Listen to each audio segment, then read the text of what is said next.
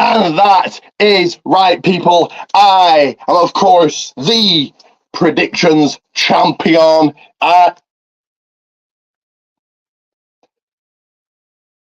Give me a second here. Video. Somewhere here.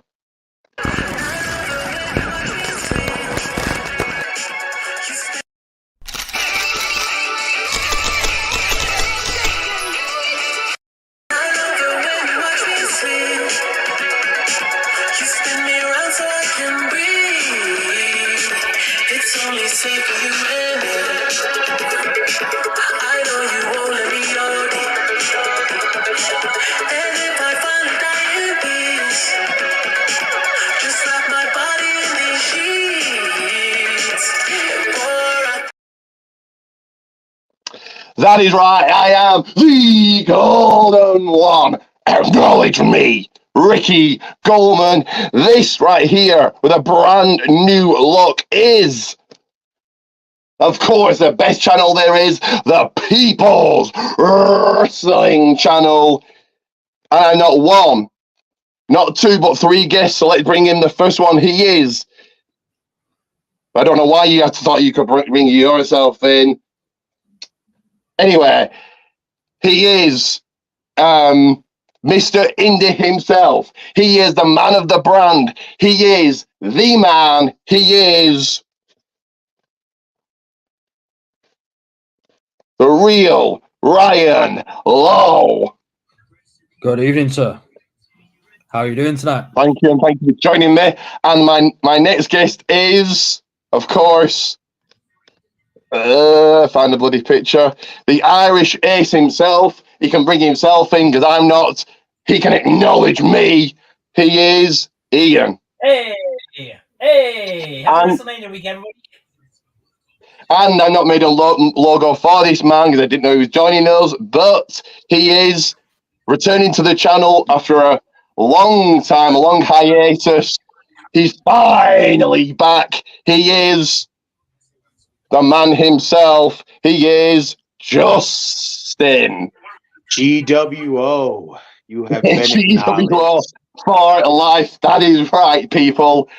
So do everybody get these liked and shared, because this is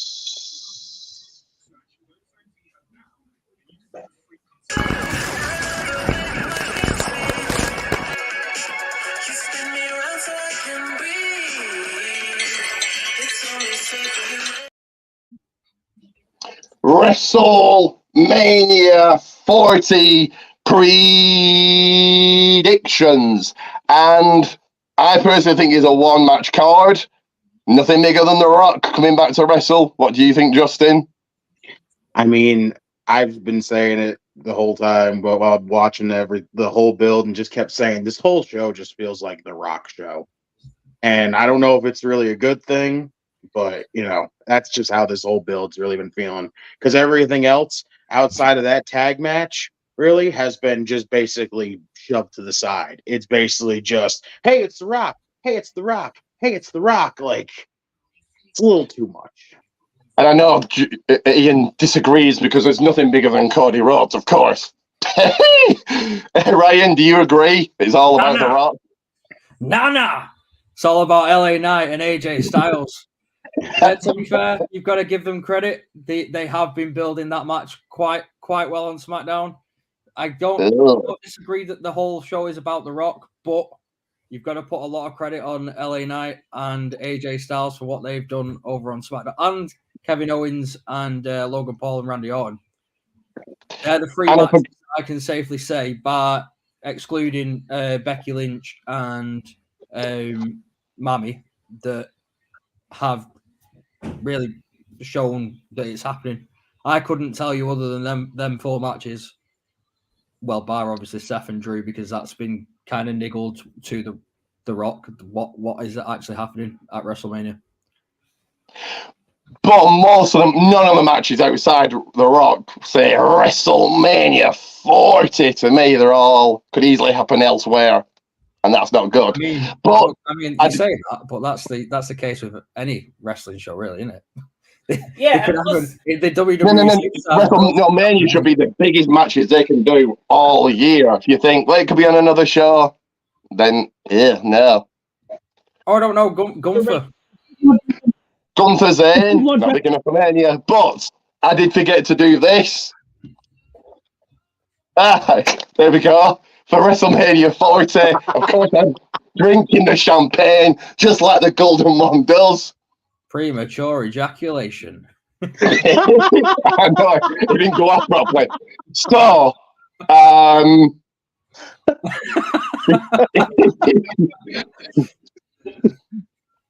so before we get into the match predictions, of course, there may be a few legends turning up. So, of course, the immortal Hulk Hogan brother, talk about a star, 40 years.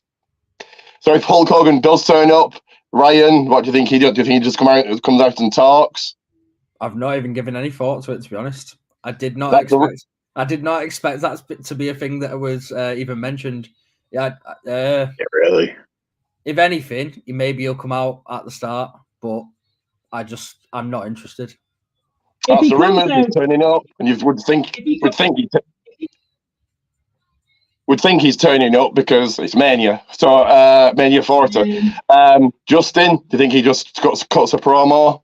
I mean, if he does show up, yeah, more than likely he'll just come out. He'll start the show. He'll do his usual. What you gonna do, brother? Dude, Jack, like, and everything else like that. Like, good old Hogan shtick. And quickly, Ian, again, did he just do a promo?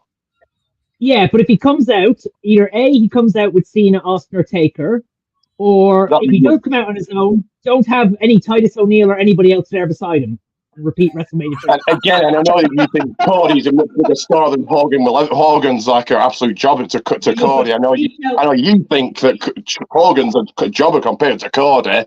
But I'm not comparing anybody. I'm just saying. But Hogan is a star. Cody will never, ever, ever, ever be for 40 years. 40 years. In 40 years, it'll be Cody who? All he says is, don't come out. Don't repeat WrestleMania 37 and have Titus O'Neil or New Day right beside him. I thought the main event was Swerve Strickland and Samoa Joe. that dynasty. Oh, I went there. What are you saying, Mark? What are you saying, Mark? It's your house, Swerve, brother. There we go. That just proves doing all these little actions that the AEW roster does just proves my point. Doesn't it, really? Like, AEW, the worst. And please remember throughout that you think AEW is good and Cody's going to be a movie star one day. Anyway, so 13 matches that get through. And I've made videos. I'm going to have to find them. They're all mixed up as well. Let's do the one that got made a few days ago, which is, and I'm very ill prepared here. Very ill prepared. Scar wouldn't be very impressed with you. Who? Scar? Why? Because you've got to be prepared, haven't you? Of course. So let's go to this one that got made the other day, and it is.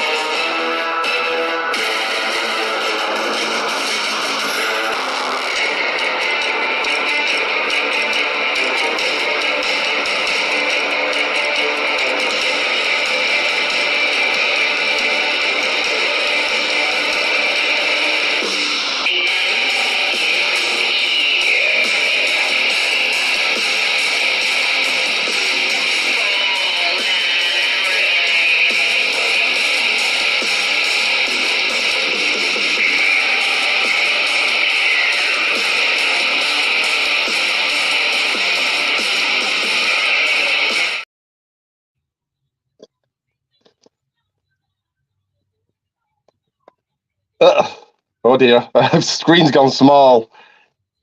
Doesn't matter. Anyway, a match. So we'll start off. That is easily a SmackDown match. Is it big enough for WrestleMania? Not really. Cool. Yeah, so all matches will be good. All great for talent. Using the current talent, cool. But is it big enough for Mania? No.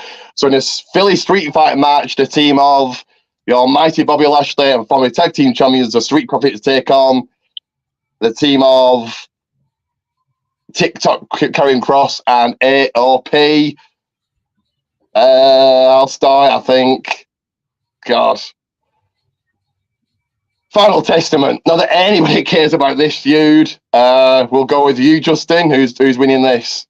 There's only one correct answer. You got to go Final Testament. Like, we've seen so much start-stop when it comes to Karrion Kross. This is where we're going to find out if we're actually going to be fully, behind Karrion Kross and this new faction. And a win at WrestleMania to me is basically, your sign of saying that we're backing Karrion Kross finally. We're not just going to jump off the track like we usually do with him. Yeah, he definitely needs to win. Like I said, this could easily be on a SmackDown. Ryan, who have you got winning this one? Karrion Kross's side. I agree with what Justin said, but I also think that at the same time, they Hurt Business 2.0. I can't remember what they're going under. Bobby Lashley's. The Pride. They're called the Pride. Right. I think both teams really need a push.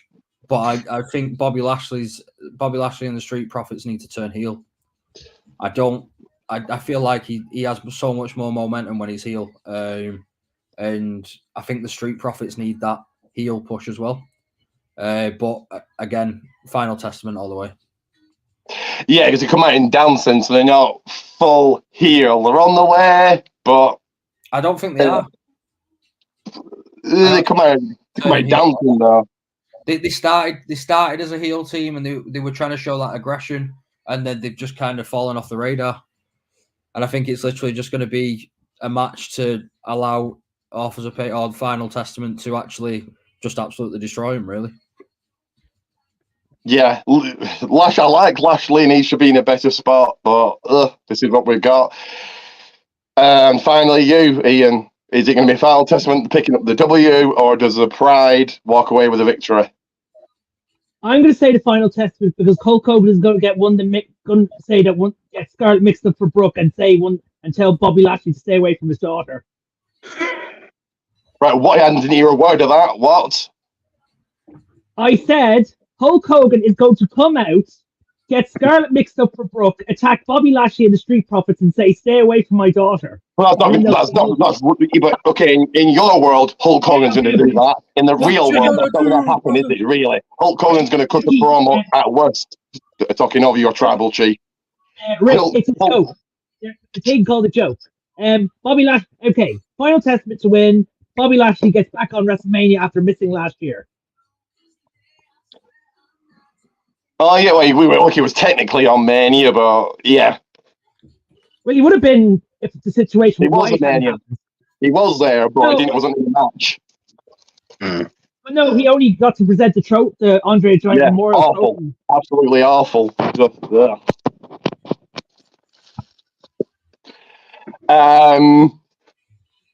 And again, Andre as well. I would ditch the Andre the Giant thing or stick it back on Mania. It's just like ugh. Some of the people they have winning it, it's like they have Matt Hardy, and didn't Matt Hardy win it? Like at the Andre the Giant Battle Royal. Yeah. The only ones who've gained the most success for that have been Braun Strowman and Jey Uso. Continued Jay's push and Braun. Yeah, I suppose it's a win at Mania. I mean, to be fair, let's be honest. Braun's the only one that's beating Roman Reigns' title reign at the minute. Like Jesus Christ, he's going to beat everyone because he's never defended the title. But I mean, Roman Reigns has hardly ever defended the title, so it's only the same, really, isn't it? His friend has defended it more than Braun. Anyway, next match will be. We'll go to women's action, and it will be.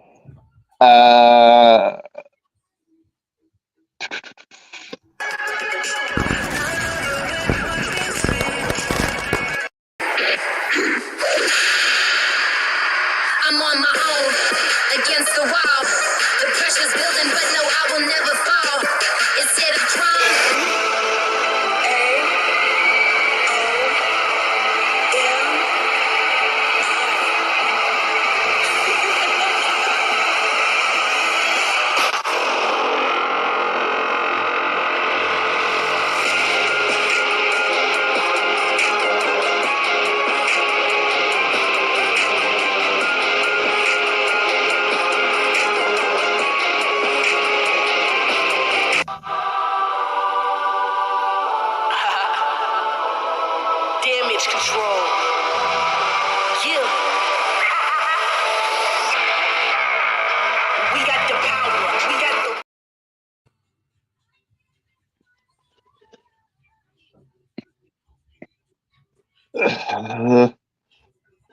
the. Give me a minute. So in 6-woman tag team action, your current champions, Damage Control, will take on the Storm, Jade Cargill, the EST of WB, Bianca Belair, and Feel the Glow for the awful theme song, but Naomi, again, big enough for Mania. Not really. You could easily have this at SummerSlam. Justin, who have you got winning? I'm going the team of Bianca, Naomi, and Jade. To me, this is where we gotta find. We've all, I for one have always been the one to criticize Jade because she's got the look. She basically gives off superstar right there. Like every time we see her, the only thing she's missing is the in-ring. And she's now, I thought she had a really great showing in the Royal Rumble. But that didn't really give us much that we really needed to get from her. Now is the opportunity where we can kind of get a little bit more from her in this tag match. And hopefully she's not just going to be, standing on the ring apron for the entire match, then gets a tag, gets a little flurry, and then it's over, because that's not going to give us anything from here. True. Plus, you're not going to have Jade lose her first match and that it's being at a WrestleMania. Yes, it sucks that Asuka's going to have to take another loss at a WrestleMania because she's just absolutely gotten the shaft at WrestleMania. But it's kind of the situation where you're not going to have Jade take an L right now in any form. So I'm going Team Bianca here. And it did make her look like a star. Again, outside of WWE, not a person has a clue who Jade Cargill is. But inside WWE, the confines of WWE, they made her look good. But she ain't pulling in the ratings. Anyway, Ian, does Damage Control get the 1, 2, 3 or submission, or does it the face team walk out of WrestleMania victorious? The face team win with Jade getting the pin victory. They've signed Jade since September. They put her through a lot of training. Now let's see if it paid off. If this pays off. I'll pick. So this should be Damage Control. I'd have, but because of Jade Cargill being on the team, Jade Cargill, Naomi, Bianca will be your winners. So Ryan, who are you picking here? Damage Control. Really? Okay. I'm going Jade Cargill is going to turn heel. Really? Ooh. She plays a very good heel, and she does all right. The way that she's been built, they're making us that much of a star that I think that her turning on Bianca sets up a very good feud. Do you throw her into Damage Control though? No, not for into Damage Control. No. So Damage Control will stay as they are, but it's just one of them, and it she makes Bianca lose at WrestleMania because she is the best.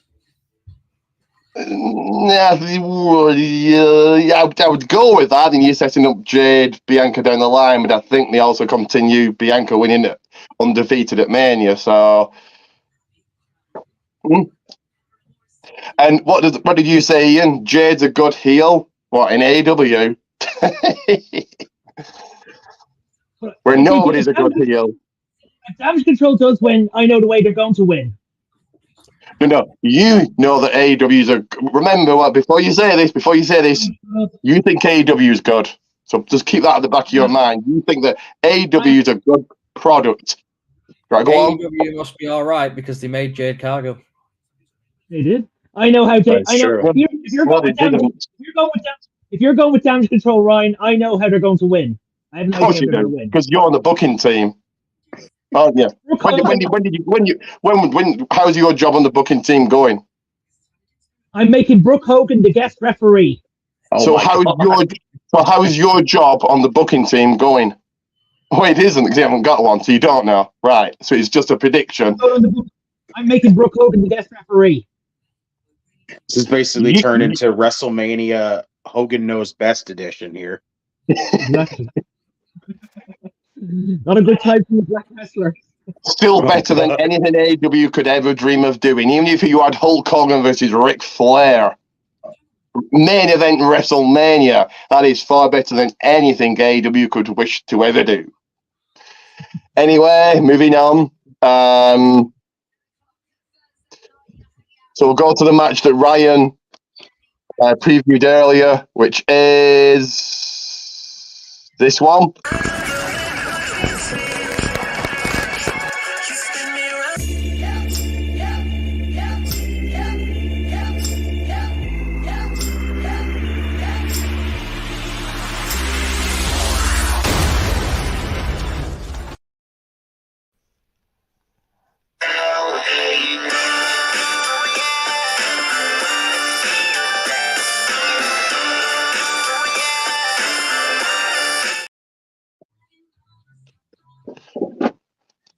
Hang on.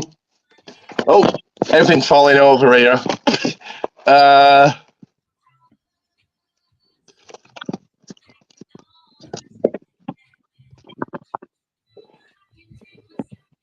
So again, big enough for Mania? No, this is a SmackDown match at best. But the phenomenal one that's no longer in the club, AJ Styles takes on the mega star, who definitely isn't, LA Knight. As you mentioned the match earlier, Ryan, who are you picking? LA Knight, and it's definitely a WrestleMania match. This. Who's the star in this? Who's the star in this match? Who's the star? Both of them. You don't have to be in a movie to be a star. No one outside of WWE knows who AJ Styles or LA Knight are. If you walk down the street, people aren't going to go. Every wrestling fan. We're not asked about movie stars. Yes, wrestling fans know who LA Knight is, but if a random person on the street doesn't have a clue who they are, they're not stars, are they? The Rock can go and suck a bag of dicks in that sense. AJ Styles and LA Knight are well known in the wrestling industry, and this is what this podcast is, a wrestling podcast. So the people that we expect to watch it will be wrestling fans who know very well who Eli Drake, LA Knight, and AJ Styles are. That makes them stars. Exactly. No, Exactly. the world doesn't know who they are.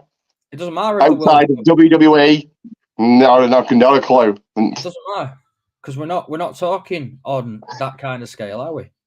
We're talking. We're talking about professional wrestling. What we're talking about wrestling, which is WrestleMania. We don't need to talk about how Rock. We want to talk Hollywood. We start a movie podcast. Talking about wrestlers doing their making a living, doing the job, and exciting, putting us in a position as wrestling fans that we can enjoy a product, be it AEW, be it TNA, be it WWE, be it Ring of Honor, be it New Japan. We need to all stop bitching about the fact that we don't like this product and we don't like that product. Just enjoy the fact that the wrestling world is as good as it is.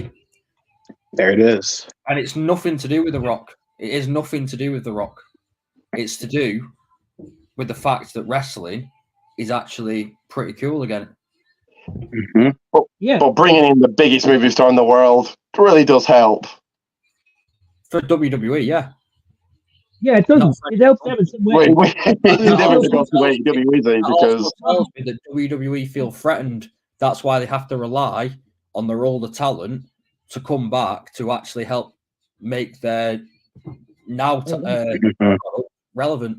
Well, you're not going to say no if the Rock's willing to come back. So you're not going to say no. WWE have been selling out recently is because of the Rock, which is a joke. But that doesn't. Every other wrestling promotion is doing all right. Yeah. Except for AEW last week. That's what we want. We want wrestling to be successful and all that. So, AEW is never going to be... Right, but AEW is never going to be a success. He hasn't been in 5 years. Anyway. Are we talking about WrestleMania or AEW? You don't Justin. like it, and it is what it is. You don't have to like it. I like the pay-per-views, but the weekly show. We'll watch what we like to watch. Just enjoy Exactly. it. It's like, I apologize. it's like I like chocolate, but I won't. But I don't like Turkish delight, but I won't talk about it. Right. Justin, who are you picking here? AJ Styles or LA Jabroni Knights? I see. Listen, I've been enjoying this build. This whole build for this whole match has been very, very entertaining as fuck. LA Knight, dressing up as a security guy, hysterical, showing up to AJ's house, awesome. Getting arrested. Just what did you think I wasn't gonna come for you? Yeah, the entire time, just it's entertaining as hell. AJ Styles to me, like absolutely my favorite, like a wrestler just of all time. He's awesome.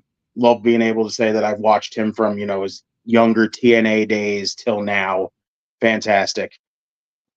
I think here now he's in a portion of his career where he's putting people over, which to me is awesome. And that's why I'm going LA Knight here. I think LA Knight is right now, they kind of cooled off on him a little bit. Like he's not like getting like the big reaction like he was beforehand, but he's still getting a pretty solid, like a really, really great reaction still.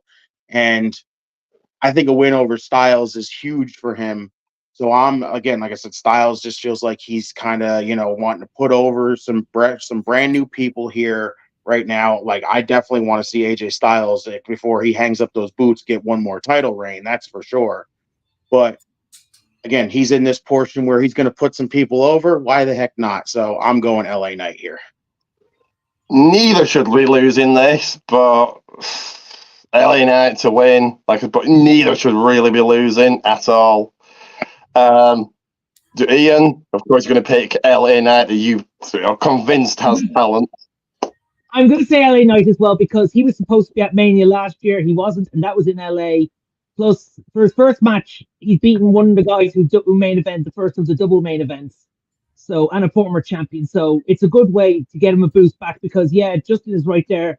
They did cool off on LA Knight when The Rock returned. So this kind of gives him a boost back in there for after WrestleMania, which is the new season. And then once that's done, you can put him in for either United States or IC Gold. Hell no. He should not be Gunther. Hell no. Well, then you give him Logan Paul. I could see a lot of hell no. Still hell no. Who should beat someone that the people actually know, a YouTube sensation. I think is Logan Paul not a billionaire? No.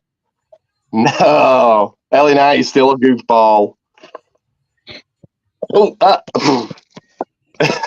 think he earned me. I'll play a brand new look ad here and then we'll do more matches. So let me play that first. Let me find it. And there it is.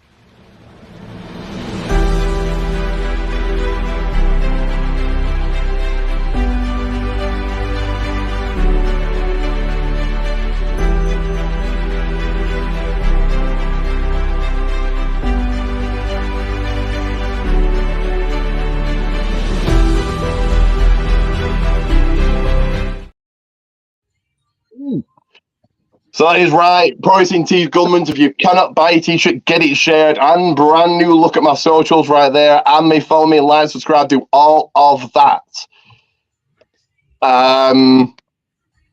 So let's do. What's Ryan drinking over there? Are you drinking a Stone Cold Steve Weiser? What's that? Pepsi. CM Punk. So we'll go to another match, of course, here, which will be. Let's do a title match.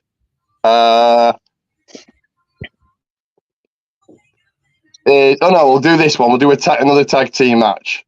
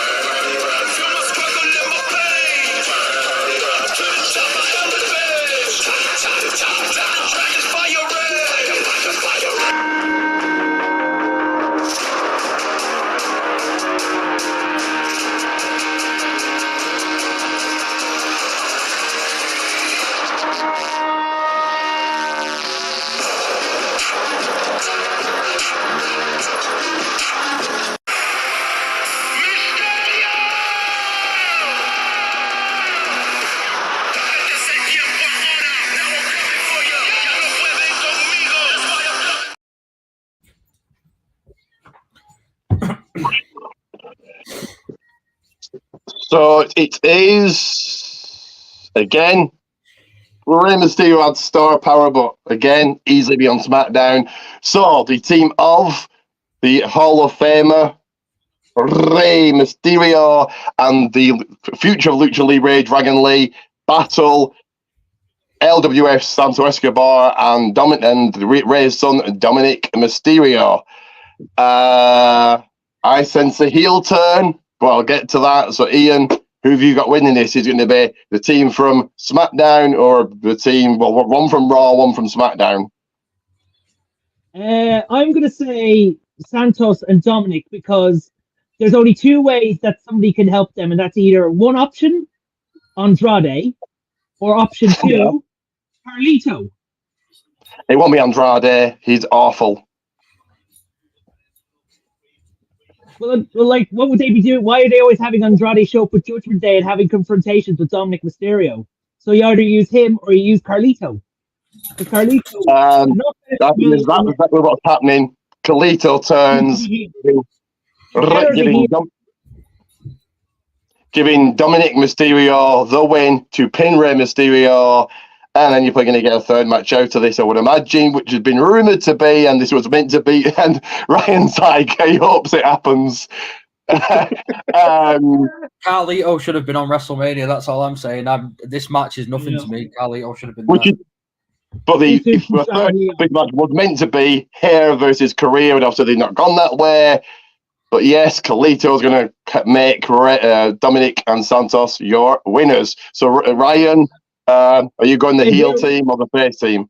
Heel. I don't like Rey Mysterio, so. Really? Okay. Really? Wow. Legend. Hall of Famer. He's a great wrestler. It was when he started. You know, I used to love him when I was younger, and then what really got me, and I knew he did it out of love, and I knew he did it out of respect. When he started doing the Eddie Guerrero gimmick, I was just like, "No, I'm not for this. Stop it." And I've just not liked him since. Is Eddie your all-time favourite? No. I liked Eddie, but I wouldn't say he was my all-time favourite. Viva Michaels was my all-time favourite, but I'd be controversial in saying that one of my other favourites was Chris Benoit. Very quickly, I'll take about 5 seconds to talk about the man we shouldn't talk about. Wrestling-wise, fantastic, but what he did, and I know a lot of people think he did and he didn't. If he did, I'm going to go with he did. Horrible. Absolutely horrible. Anyway, let's move on from anything controversial here. I will ask, of course, Justin, are you picking Lucha? Well, either Lucha team. Which Lucha team are you going for? I am going Santos and Dominic because, again, I think the Carlito turn is coming. The fact that the crowd was all for Carlito on SmackDown to be the partner. Dragon Lee came out, and that was who Ray chose. And it's just, you can tell he's pissed that's what he had to be put to the sideline like that. And I don't blame him. And I think anyway, him leaving LWO to join Legado makes more sense anyway, because LDF right now basically is nothing but generational talent.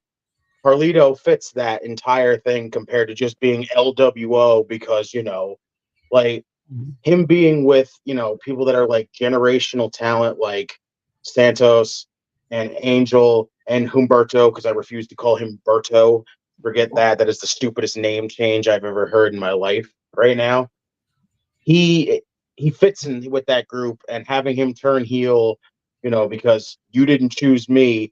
I was right here basically saying that. You just said, yeah, that's cool that you want to help and all, but I got somebody else. I feel the turn coming, and I'm all for it at this point. So, plus, this is going to set up the rubber match right here. I like how Ian just interrupts people. Like, no. Acknowledge. Right, go on, Ian. Plus, in this whole feud, since it started in November, Carlito has been the only one of the LWO to pin Santos. So yeah, that would kind of tick him off there. He's been since his Kalisto's return. He's like been very 50-50, unfortunately, which is everybody in WWE, but except of course this just sets up your rubber match right here. This sets up your next year Mania match with Ray and Dom 1-on-1. Hair versus career. Do you think Ray does another year? Wow. I think he can. I think he can do another year as long as he doesn't get hurt again. I know he said he wants to retire at 50. I don't know how old he is now, but he wants to retire at 50. But if he's not 50, Carlito go on his own. I like what you just said, Justin, about the fact that realistically, Carlito be the leader of Legado del Fantasma because let's face it, as much as I do like Santos, he's not seen as that established character that could potentially challenge for a world title, whereas Carlito I can see being that guy that could go and wrestle someone like your Cody Rhodes or your Reigns or whoever ends up winning. So like Carlito back in because he was destined. I don't know what happened there. I went out back in for some reason. I was replying to possibly a fifth guest joining us here in a minute. Maybe. We'll see. Oh, boy. But I'll get into quickly predict. So there we go. So he's got a year if he wants to retire at 50. But if the fifth guest does join us, I'll get him to quickly predict the matches we've already predicted. See, I'm trying to charge my phone and do this at the same time. All my chargers are half dead, so I have to move my phone in a minute. Anyway, I may have to jump out about 11 because I've actually got to get up at 5. So, well, I'll make this quick then. Okay, so let's quickly go to another match then. And I keep forgetting to put up the banner as well, which is annoying. You are a banner. Can you tell I'm a heel?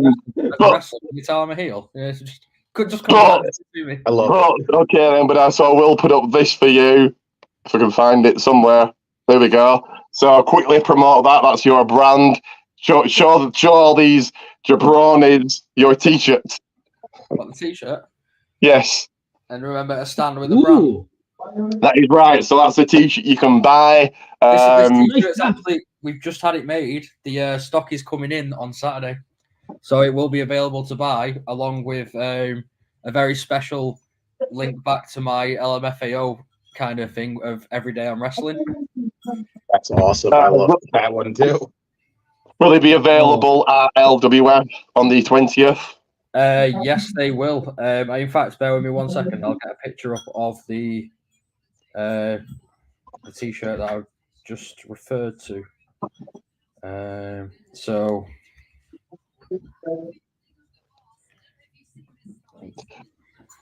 just about to see it. Oh yeah, I can see it there. Yeah, I love that. That's awesome. And then so the other one. Purchase that t-shirt is showing us right now. The one you're wearing now. Pretty much, yeah, but it's got a different. It's got a. That's awesome. Yes. I missed. I'll show you again. Sorry. It just says I stand with the brand on the back. Okay, right. That's really good. Right. That is awesome. So yeah, purchase those t-shirts. Head to his Facebook page. The Ryan Lowe brand. You're linking the wrong one though. No, it's not. It's not the Ryan Lowe brand. It's the brand. That's my Facebook page. My tag team is the new. I think that is it. But I'll just call it the Ryan Lowe brand. So fair enough. I'll let you off this time. But let's speed this along then and go to another match. This will be a title match, I think. I say that, but it probably won't be. I'm still a bit sour about not beating Ian at the quiz the other week. We have to have a rematch at some point when you're available. Bring it on. So we should get down, son. So let's go to a title match, which is this one.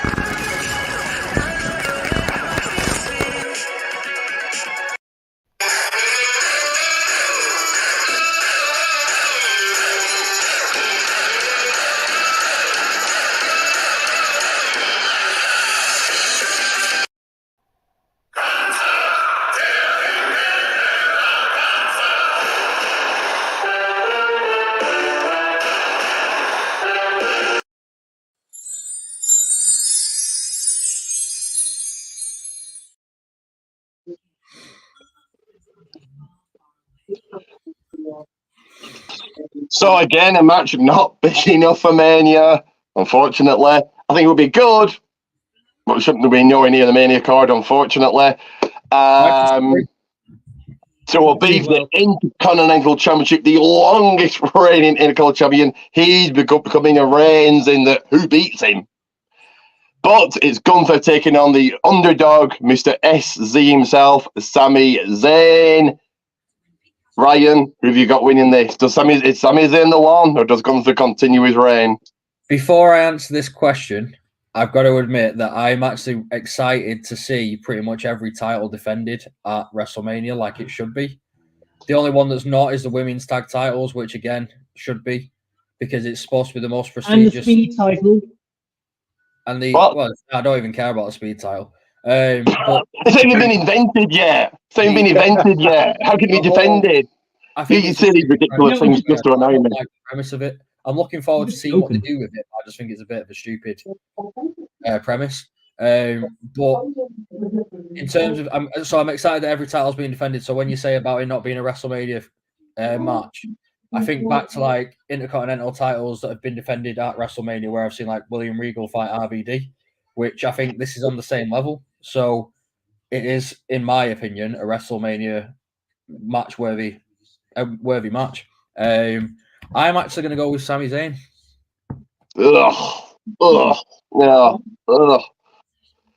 I'll pick next. He should not be the one. He should not be the one at all. There's nothing about Sami Zayn that says stars. I know, okay, I'm going about the stars again, but no. It'll be a good match, but Gunther's got to get his second Mania win. And then, yes, well, again, it's like, who actually beats Gunther? I can actually see him going into Germany still as champion. That's another 3-4 months, but Gunther's going to just destroy him and return. Would that be when he wins the world title? I won't give. No. A certain somebody when he wins at Mania should hold that title for a long while. If Gunther wins, the person that should take it off him is Ilya Dragunov. Yeah, have we got a fifth guest here? Yes, we have. Yes, we do. Fifth guest, and it is John Cena. We can't see you. We can't see you, Billy. Your Wi-Fi is awful.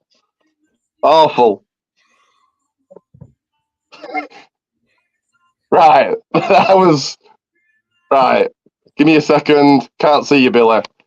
You turn into John Cena. Billy, if you can hear us, we can't see you. Anyway. I think about it. Was that you, Ian? I thought it was you, Ian, because... That was Ryan, actually. Okay, sorry, I apologise. Not a mark, then. Ian, please don't say Sami Zayn, but do you think Sami Zayn is the one, or Gunther is going to just kill him and that's it?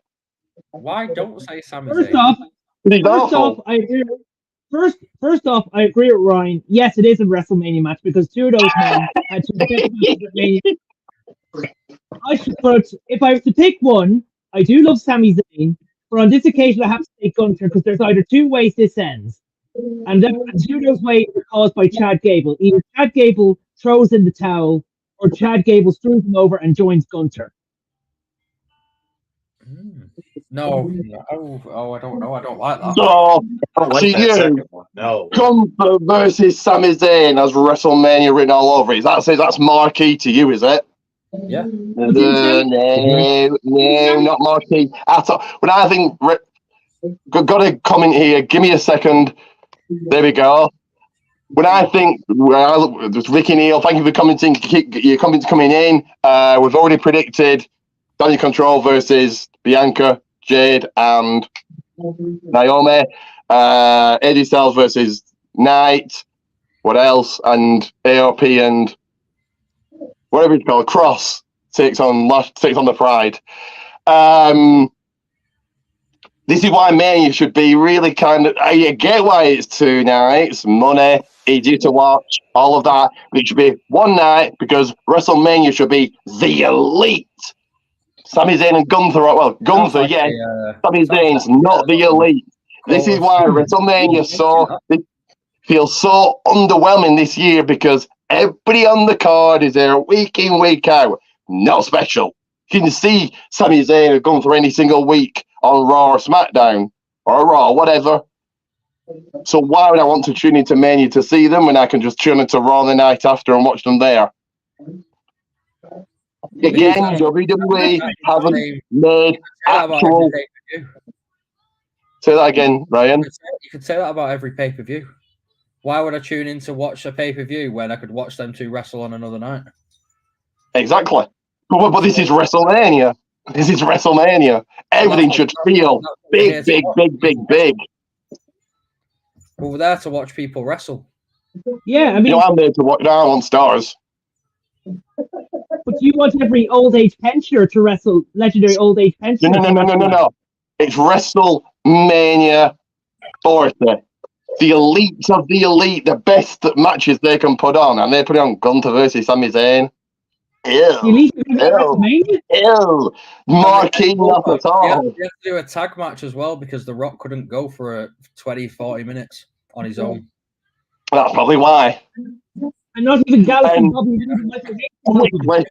Very quickly going back. Couldn't just wait till next year, but we're not going to go there. Very, very quickly going back to, again, I'm going to harp on about stars, but actual stars. There hasn't been an actual star since John Cena. An actual star that the whole world knows, that brings in the rating, that brings in the money.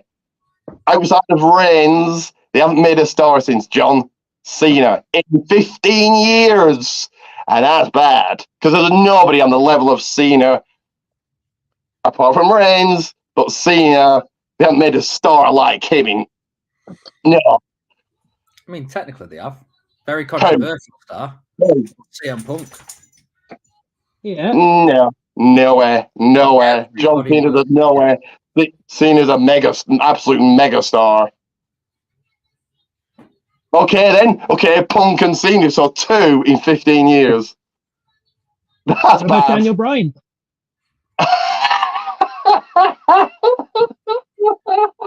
How many movies? How many commercials? How many titles has he got? We went through Cena's this. We're not talking about movies. We're talking about wrestling. Titles then. Cena's a 16-time champion. Ryan, this is like talking to the wall. Cena's a 16-time champion. We're talking about wrestling, not... Okay, so am I. Cena's a 16-time champion. Right. Not much bigger than that. But to be fair, no one's had a bigger WrestleMania moment or bigger championship win. There's two championship wins that I remember that will beat every single one. That is Daniel Bryan beating Triple H and Randy Orton and Dolph Ziggler cashing in his Money in the Bank title. And did you just say no one's had a bigger moment? Brock Lesnar in the streak out trumps everything ever. No, I said a title. Okay then, so I apologise. Russell commented. Let's see what Russell said. Again, continue to get your comments in. Same here. I think Gunther will win. He'll keep it till Bash at Berlin. I think he does. Then he's becoming who beats him. Like he's going towards 700 days. If he keeps it till Bash at Berlin, give Chad Gable his Rocky IV moment. No, Chad Gable's awful. He's good in the ring, but his character is awful. I mean, bland as they come. They're bland as they come. Bland as they come. Thank you. Anyway, yeah, bland, very, very bland, very, very, and that's why again, wrestling the ratings are as low as they are. Not like the Attitude Era. There's not many characters, not many larger than life characters outside of Reigns. Anyway, don't matter anymore. Of course they do. That ratings is everything. That's what determines contracts. Well, ratings it doesn't because not everyone can watch it live. Ratings is be all end all because you have good ratings. I can't say that I watch any show live bar pay-per-views. I watch Raw live, but I watch it for free, so I won't be contributing to the ratings. But Yes, Vicky. Shush, please. Just please. Oh, Ryan, by the way, when you Ratings is talk everything. about- Ratings how they determine contracts. Ratings is be all, end all in wrestling. And then Wise man, can you shut your tribal chief up a minute, please? What were you saying? I was saying, when you're talking about the title wins, what about the heist of the century? see, yeah, Oh, what you're on about? The Robin. CM Punk? Robin. Oh, Seth Rollins. Yeah. It's big, but I still don't think it beat the pop that Dolph Ziggler got. Yeah, definitely. Yeah. Anyway, we're going on a different thing here. Justin, please agree and say Gunther, because we all know Gunther's winning here, but who have you got winning? So I'm kind of like iffy with the whole build with this whole match here, because I like that we're trying to tell it again. We're going back to the Sami Zayn is the underdog thing, which again, that's perfectly fine. But after Monday, I got a little confused on what we're actually doing here, because the way Sammy worded it on Monday, it sounded like they were trying to tell Chad Gable's story through Sami Zayn. And I'm not a big fan of that, because I've been saying this for a while now. Sammy's already had his WrestleMania moment. Sammy's already won the Intercontinental Championship. I'm not trying to run down Sami Zayn, because I love Sami Zayn. But the only person that should ever be beating Gunther right now is Chad Gable. That story of just, I got to redeem this not only for myself, but for my kids after what happened there is just a hell of a lot more of an intriguing story than what they had going with Sammy. Because to me, I still feel like Sammy was supposed to be involved with something else than what he's involved with right now. Definitely. It's the boo that he got as well. The crowd didn't want him to win that match. They wanted it's Craig like to win. crazy. You could tell. It's great. That's what I love about wrestling is the way that the fans can create such a. Sorry about that again. I went out because I was pressing buttons. Sorry, Justin. What were you saying? Sami Zayn. Yeah, Sammy. Listen, I think he's had his moment already. I don't know. It still should, to me, Gable should be the one to beat Gunther when it happens. But other than that, right now, I don't see Gunther losing this title at WrestleMania. I don't think. I just don't know why they didn't just go with Gable. It was right there, right? But almost, I'm starting to think maybe, because I was talking to a bunch of other people and somebody threw this option out, and it sounds kind of intriguing here. You had Gable lose in his hometown. Why not have Gunther lose in his hometown and have Gable beat him at Bash in Berlin? That would be freaking crazy right there. Yeah, Right? that's basically Rocky IV. Yeah, that right there would, to me, be freaking nuts, because you want somebody who's gonna get this massive elevation for themselves. Sammy's already up here. He doesn't need to be him beating Gunther. We don't need to put him any higher right now. He's already up there. He's already basically a main eventer. Chad Gable is this guy who's always been middle of the card to jobber status all the time.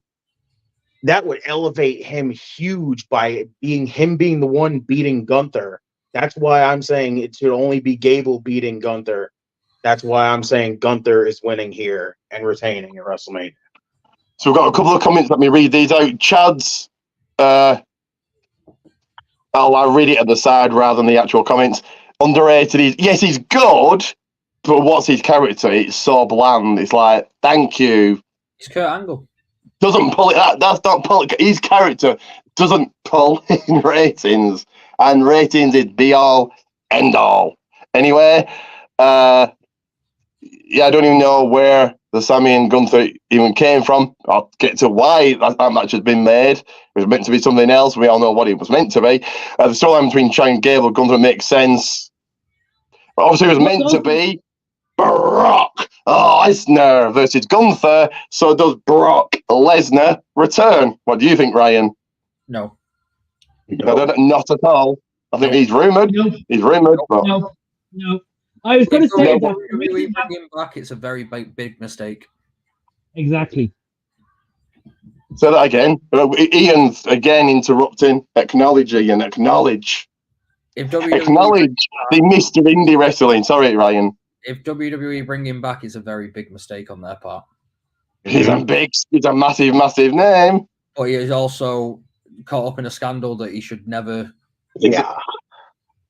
But he was only accused, not being found guilty. They're starting to bring him back slowly. I think he's coming back. I think he shows up. No, Justin, you say no? No, they need to keep him away until we actually get some proof that he had nothing to do with it. Until then, he's just as guilty as anything else. Until something comes out that says he had nothing to do with it and there's physical proof that he had nothing to do with it.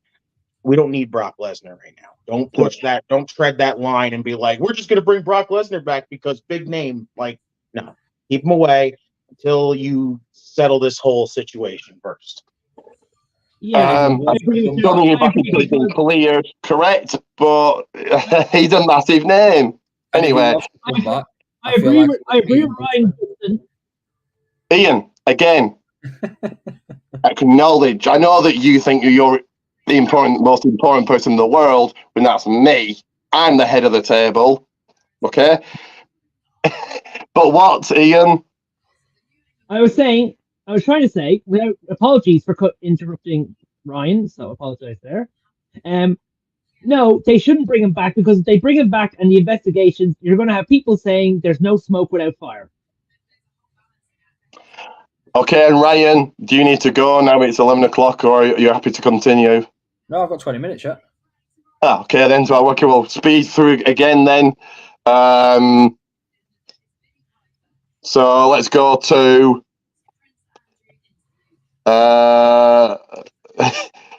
another match, of course, which will be let's go to another title match, a match that I think only has a one name, but is worthy for Mania.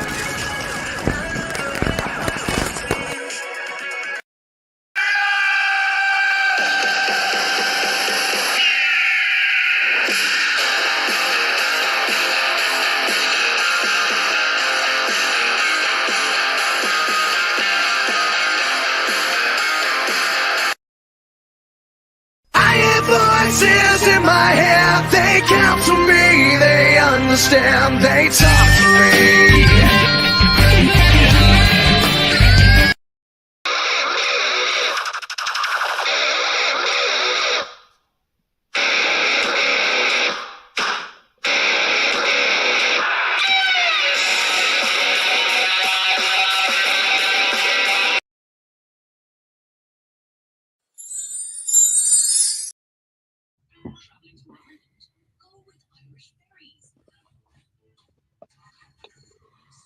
I read it as 58 on my phone, so that's why I was confused. I apologise. But as I drink I've already drank it. I'm just keeping the cam because it's connection to wrestling. But as I drink my prime for the YouTube sensation, I think he's actually a billionaire. I don't know. But the man himself, Logan Paul, will defend his US Championship against the Viper, Randy Orton, and KO, Kevin Owens. Because of Logan, it should be on Mania. Otherwise, Logan pulls people in still, and Logan is getting better and better and better each and every match. Ian, who's retained? Does he retain because of this, or do you see a new champion? Logan Paul retains to bring the United States title into his hometown in SummerSlam.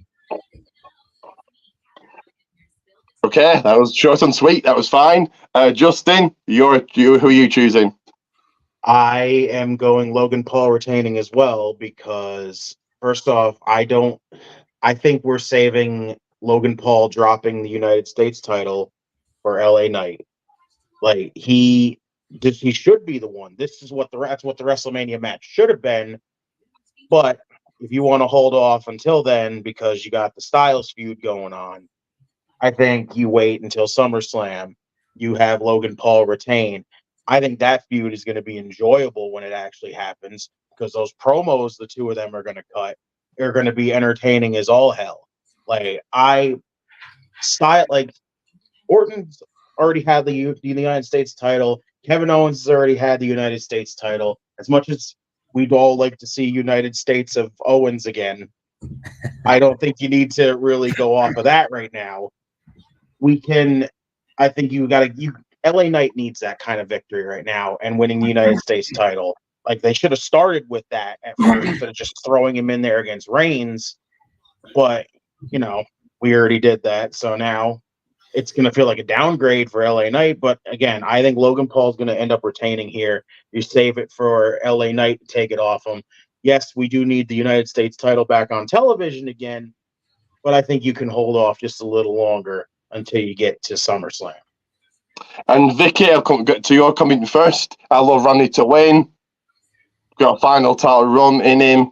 But Logan is amazing. Yeah, he continued better. In the chamber, he was fantastic.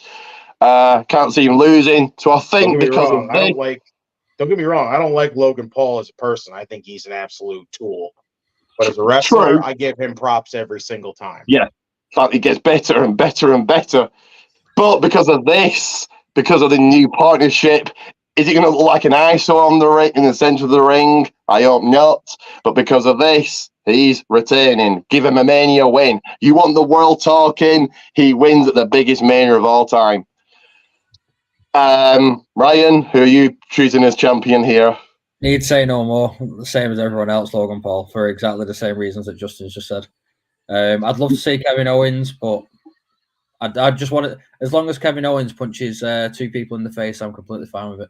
At the same time, I think that Owens will get pinned to protect Orton, so you can do Logan Orton.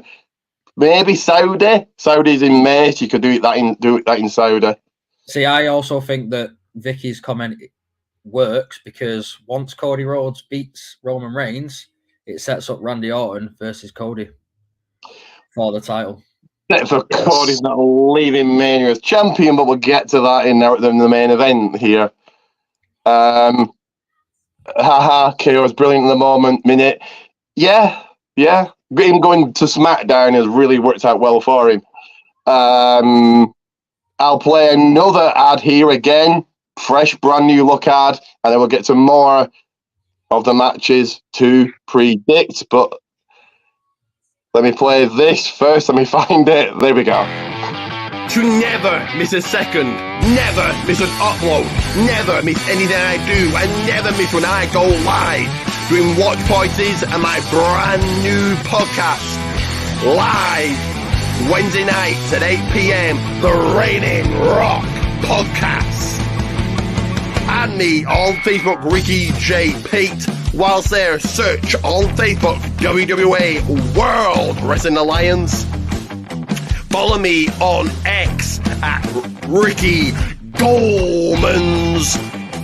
Head over to Pro Wrestling Tees and search Goldmans1 and head over to my YouTube channel.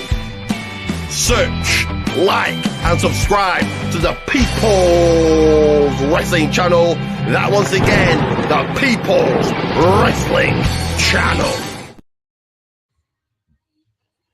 That is right. And me, follow me, like, subscribe. Vicky and Russell, I hope that you've liked and subscribed. Get me to 350, the next big milestone, and all my socials on screen right now to enjoy. Next match is going to be a long video because it's a tag team match. Got 6 tag teams. It'll be quite a long video, but there you go. Give me a... what's going on here? I'm trying to read the comments. James, what? What is that English? That's not acknowledged, is it?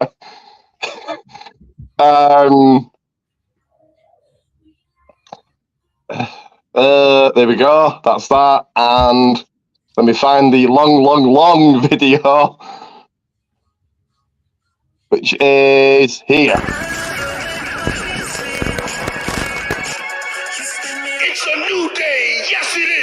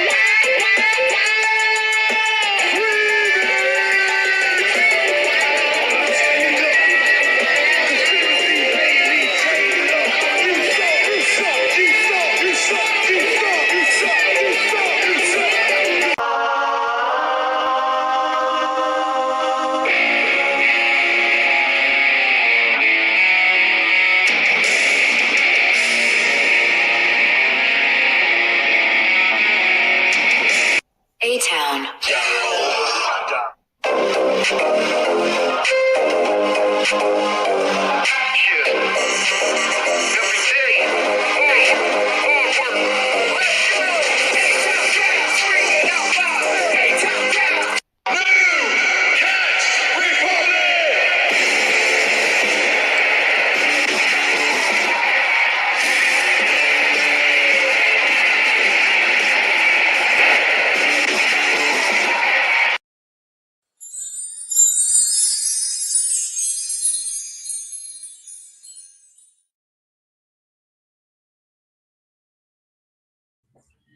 So after all of that, as I like told you, it was a long video, but for the undisputed tag, who's this now? Billy, is that you trying to join again? Don't stop trying to bring him in. Is that interrupting my flow? Acknowledge. Anyway, for the undisputed tag team titles in a ladder match. 6 tag teams. You've got the team of Johnny Gargano and Tommaso Ciampa, DIY, The New Day, Xavier Woods and Kofi Kingston. From the UK, Pete Dunne and Tyler Bates. The current champions, the Judgment Day, A-Town down. It's Austin Theory and Grayson Waller. And I'm forgetting the tag team here. Of course, Awesome Truth. R-Truth and The Miz. Tag team titles being separated, we know that now. So 2 tag teams are winning this, and Justin, I'm asking you first. Disappointed that they have to do that. I don't want them splitting the titles up. I'd rather them keep it as one. Just put the titles together, make it one set of titles, float it across both brands. Because honestly, I don't think they can handle 2 separate tag divisions.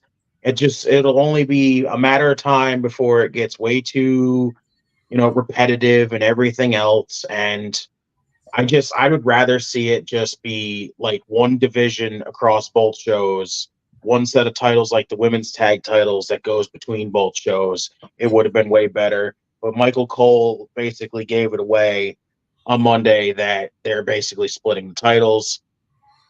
If I had to pick, I'm going to go with probably.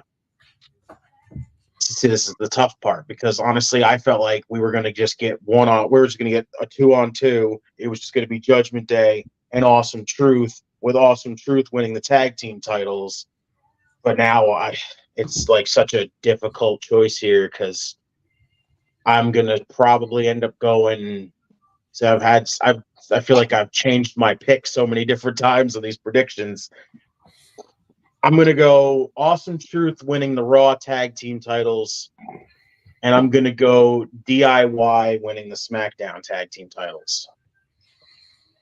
Wow. I think it's good to separate the titles. SmackDown, you've got LWO, Austin Theory, Grayson Waller, New Catch Republic, Santos, and LDF. You've got a lot of tag teams on SmackDown. Raw, maybe not so much. You've got DIY, New Day, Awesome Truth, Judgment Day. Awesome Truth, yeah. I think this is big enough for Mania. I don't think you could probably do it on any other paper like SummerSlam, probably not.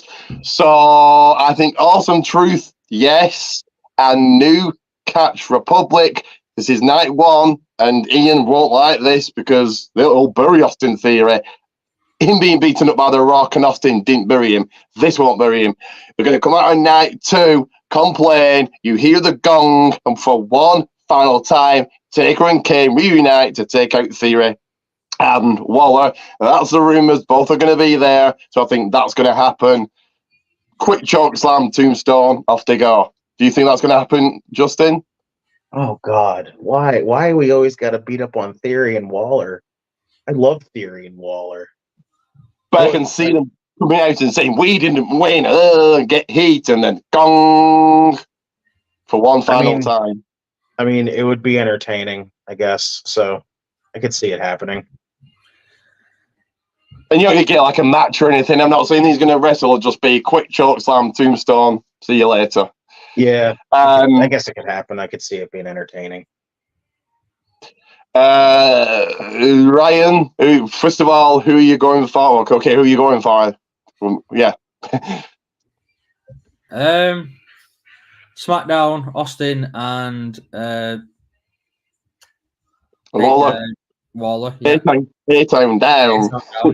Yeah, they completely lost me then when I was saying Austin. Oh crap, yeah. And see now, so who I want to win is DIY. Who I think will. Oh, do I? I'm torn between DIY and Awesome Truth, just because I think Truth deserves his WrestleMania moment. So I'm going to go with Awesome Truth. And it's a good 8 down. See, I would have gone with, if they hadn't said, oh, they're separated in the tag team, I wouldn't have announced it. I would have had R-Truth takes down one set, and he's like, oh, we've won. And Mitty's like, no, you've got to take down the other set. And then someone else takes down the other set, and that's how they're separated. I think that would have been so funny. I think Newcastle Republic, yes, and Awesome Truth. Ian, who are you going for? Which two tag teams leave Mania on Saturday as champions? Well, first, let me ask Justin this. If Taker and Kane do attack Theory and Waller, does Theory make his RKO face again? Yes, more than likely. Okay, for Raw, I'm going to say Awesome. For Raw, I'm going to say Awesome Truth. Now, SmackDown is a different story because there is a rumor going on that Theory and Waller will be taken out of the match because they might be involved. I don't care who's in the match. So they replaced now? No, they're not. So who are you going for? I'm going with either Theory and Austin, Newcastle Republic, or Theory and Austin. So Theory and Austin. How are Theory and Austin going to win when it's the same person? Theory and Waller. Okay. A-Town, either A-Town Down Under or Newcastle Republic. But if A-Town Down Under are being replaced, then Pretty Deadly. Oh God no! Pretty Deadly are awful. Good push, a decent push, but they're awful. Ugh. Awful theme music, awful gimmick. You think they take A-Town Down Under out for Pretty Deadly? No. There's been rumors of late taking them out. That'd be so disappointing. No, because then you can have Theory and Waller complete the night too. They didn't win, and they can bring out Taker and Kane for one last run. Take the shit. But here's a question though. He's a lecturer, 30 years. And I don't like him. Okay, then, fair enough. Here's a question. If Theory and Waller win, do they help Logan Paul and start a faction? Possibly. So, I don't think so. No. I think other people will help Logan. Is this Vicky again?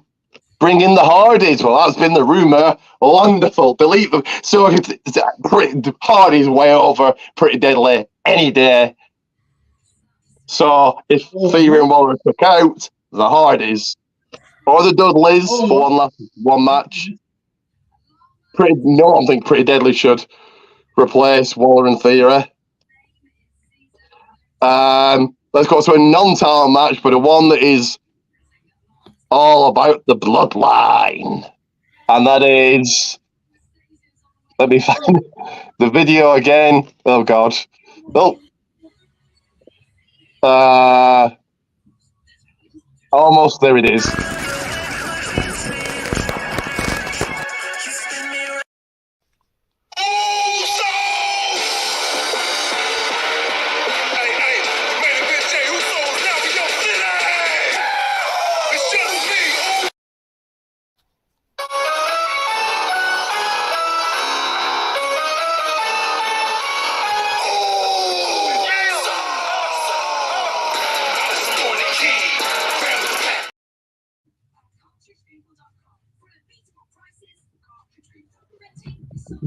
I had to go back out and back in. Did that video fully play?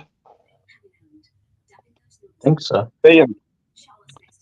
So it will be acknowledge, not quite acknowledge him, you don't acknowledge, but it will be Bloodline member Jimmy Uso taking on main event Jey Uso, brother versus brother. Ian seems to think this is a dream match.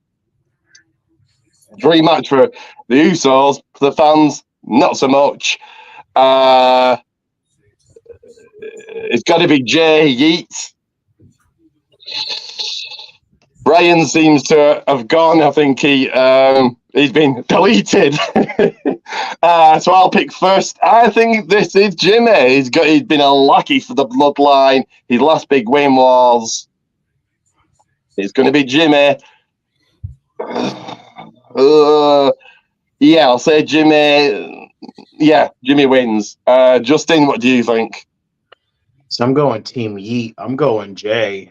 Like, I haven't been the biggest fan of this whole thing with Jimmy and Jay ever since that SummerSlam thing where they split them up and Jay and Jimmy freaking had to come out there and be like, I don't want you to be like Roman. Oos.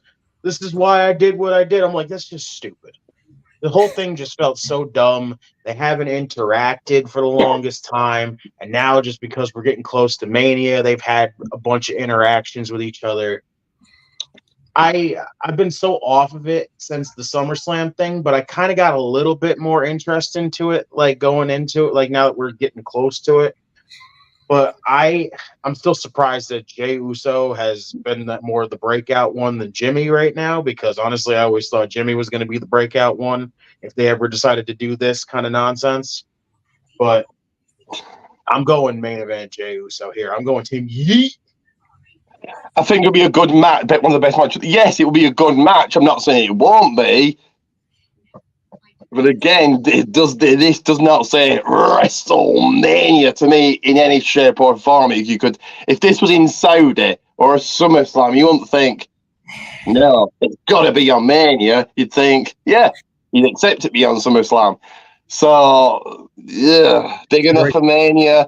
For Jay and Jimmy, yes, but for the fans, not really. Completely anyway, let's go back to the Hardys. Was that big enough for Mania? Well, they had a better build. But that was Mania 25. This is WrestleMania 40. Team split up, and the best way to end a rivalry of a tag team is at Mania. Whether it's been a good build or not, this is the best way they could have done it because of how they wanted it for Mania, and the fact that it was so long ago that it happened. I can't remember. Was it SummerSlam that it happened? They actually, yes. They had to give that build for Mania because that's where they wanted it to happen. By taking both brothers away from each other to bring them back, I think it worked really well.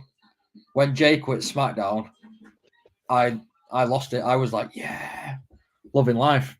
I'm all Team Yeet for this, but I just think that this is a WrestleMania caliber match, and it will probably be one of the matches of the night.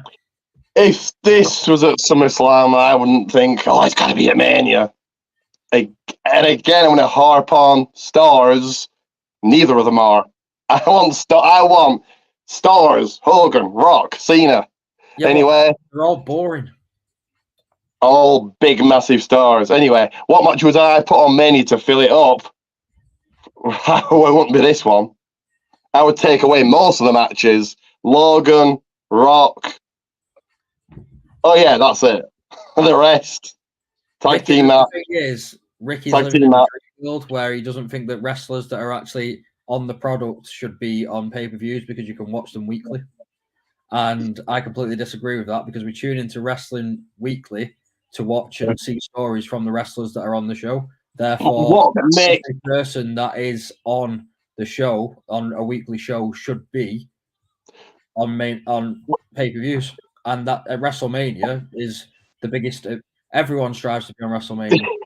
I'll get to that in a second. Billy, welcome. You have to quickly run through predictions. What I'm saying, Does Jay, Jimmy, Cody, Rollins deserve to be at Mania? Yes. But when I see any of those on TV, I don't go, oh, look who it is. They're like, yeah, look who it is. They don't feel special. They're not a draw. Well, they clearly are because they were drawing before The Rock was there. Or Brother? opinion is, No. Lots of people are fed up with Rollins, and he's one of the worst drawing champions ever. But they're just an example. Any of the roster, outside of Logan, outside of Reigns, outside The Rock, it's like, I can tune in and watch them any day of the week. So anyway, so Billy, really quickly. So no particular order here. LA Knight or AJ Styles, who have you got? AJ Styles. But Okay. Jay or Jimmy? my boy, main event Jay. Very quickly, their draw to you. Okay. Each their own, but I don't tune into Raw and go, oh, look, it's Cody Rhodes. I go, yeah, it's Cody Rhodes. Boring. What boring stuff he's going to say now? Anyway, Damage Control or Naomi, Bianca, and Jade. Billy, who have you got? Jade, because this is technically her first singles titles match style. 2 tag teams are winning. Who have you got leaving champions at Mania? Catch Republic for SmackDown, and for Raw, Awesome Truth. Who else? Who else have we got here? Who else we've predicted? LWO or Santos and Dominic? LWO, because Judgment Day is going down, except for Rhea. The Pride or the Final Testaments? Final Testament. Yeah, Gunther or Sammy, who leaves WrestleMania 40 as Intercontinental Champion? Can we first say rip to Sami Zayn because he's going to the hospital? Gunther's winning. There you go. Thank you. Billy knows, Billy acknowledges. And Logan Paul, Randy Orton, or KO, who's leaving as US champion? I want Logan Paul to win, but we all know it's Randy Orton. I think Owens gets pinned to protect Orton. You're doing Orton, Logan in Saudi. That's for your Saudi match. That's true. Backlash too small, so Saudi. And Ian, who didn't ask for your prediction, do you acknowledge Jimmy Uso to win, or does Jey Uso take the win? I'm on Team Yeet because I'm actually agreeing with a few things just as we're saying. Is that because he's got? But I'm your tribal chief, so I can say, is that because he's got a little thing that you go yeet, yeet, yeet like a mark? Is that why you're going for him, or no? No, well, first off, there's talk that match might be the opening match, so you want to start off with at least one person of the bloodline taking a loss, and then we'll get to the main event later. But one thing I agree with Justin on, there's some parts of it that should have been built for it. Like, they should have had Jay eliminate Jimmy. That could have started a bit of the build for it at the Royal Rumble. And second of all, because of all the talk he's had it, where has Rikishi been in all this? He should be out there trying to do something with both Jay and Jimmy. Well, he actually said at Love of Wrestling he was he didn't say yes, he didn't say no. He said, "Well, keep watching." That's the real daddy ass. I feel let down. I want my money back for Love of Wrestling. I feel let down. I want my £600 back. So we're all here now. So we'll go to another title match, sorry, which is on the SmackDown side of things, and it is bloody hell. I can't even see this. Oh God! Oh, that one. There we go.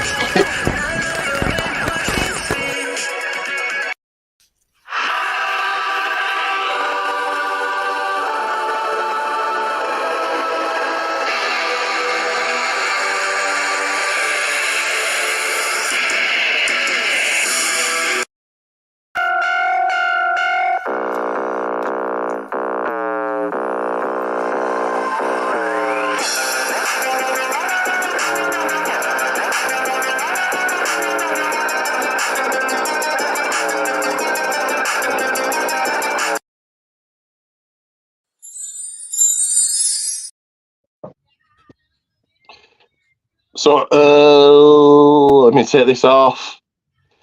So again, another match. Jesus, 1 second, everything's falling down here. My briefcase falling off. Title match. Priest trying to catch in on me. God. Anyway, if this match is at Backlash, I won't blink twice. But for Championship Gold, it is your Royal Rumble winner, Bayley, challenging the current reigning, defending, not undisputed, but current reigning, defending women's champion, Io Sky. Should be a good match, but as soon as you're new, not new here, but new on the predictions here, Billy, have you got Bayley upsetting Io, or does Io retain at Mania? Io's not retaining at all. Bayley's winning, and I'm very pissed off. The women's tag team titles are not being defended at Mania. Yeah, true. I'll go. Io should win. I would give Io a Mania win because why not? But yeah, this is going to be Bayley. Not won a title for, is it 4 years, 5 years? Not since COVID. Hasn't won a title. So yeah, Bayley's doing this. Justin, who have you got winning? I'm going Bayley because I feel like this story basically is just tailor-made to say Bayley's winning the title right now. It sucks because Io's title run really hasn't really been all that, but I think they've done a good job telling this story, with what they could do with it. Yeah, we all kind of saw the turn was going to happen, but you know what? Again, it's one of those situations of predictable isn't the worst thing, because story's actually been pretty enjoyable for what it's been. So I think Bayley's getting it here. And Vicky agrees with me and Justin and Billy. Bayley takes the win. Ryan, have you got a new champion on? Is it Sunday or Saturday? I don't know which, but either day, have you got a new champion? Io Sky. Really? Okay. That's what I'd like to know more about. Io Sky simply because she. I just can't see Bayley winning. We don't know if Bayley's contract's running out. I don't know if she's re-signed. I know she's been spouting out about wanting to leave. So it wouldn't surprise me if this is her last match and we don't see her for a while. So I'm going Io Sky. And I do like you've got Io Sky because it makes it this different. And finally, you, Ian, is it going to be who's going to hold in not this title, but women's title up at the end of WrestleMania? I'm saying Bayley as well. Like, I've liked Io's title defense. Like, she's had some good matches in there. But Bayley for two reasons. One, she spent the last year putting many people over. And two, it's a reward for her for saying thank you for covering WWE during the pandemic. And Vicky, sorry. Vicky, Io needs to be a single competitor. She'd have made it on her own. Just hasn't been used right. But she's been used decently on SmackDown, but she's in there in a group and hasn't really got time to shine in a group. So yeah, I agree with that. Think about it also this way too. Bayley's the only one who hasn't had the WrestleMania moment out of the horsewomen. So Mania 33, do you not count that? How'd she do it 30? She retained the title. Just Ian. She retained the title at 33. Was it? Was it not Fatal 4-Way? Don't ask me who's in it. But yeah, she retained. Yeah, Charlotte, Sasha, and Nia. There you go then. Oh well. That's when she actually. Let's just say winning the title at Mania. No one's actually. No, she's the only horsewoman who hasn't had that moment yet. So. Okay, so we'll go to another title match. This time on the red brand, to the Raw side of things, and it is Mummy time. And bloody Billy jumping ahead of me here. Oh God, I can't even find the video. Jesus. There it is.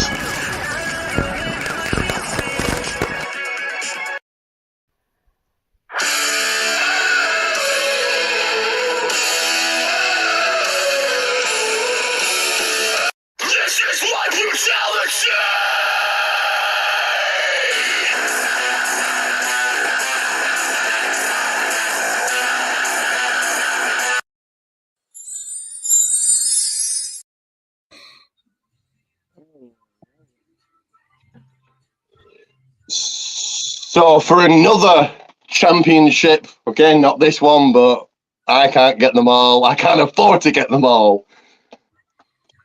I wish I could, but anyway. So again, I know what Ian's going to say. Well, big enough for Mania.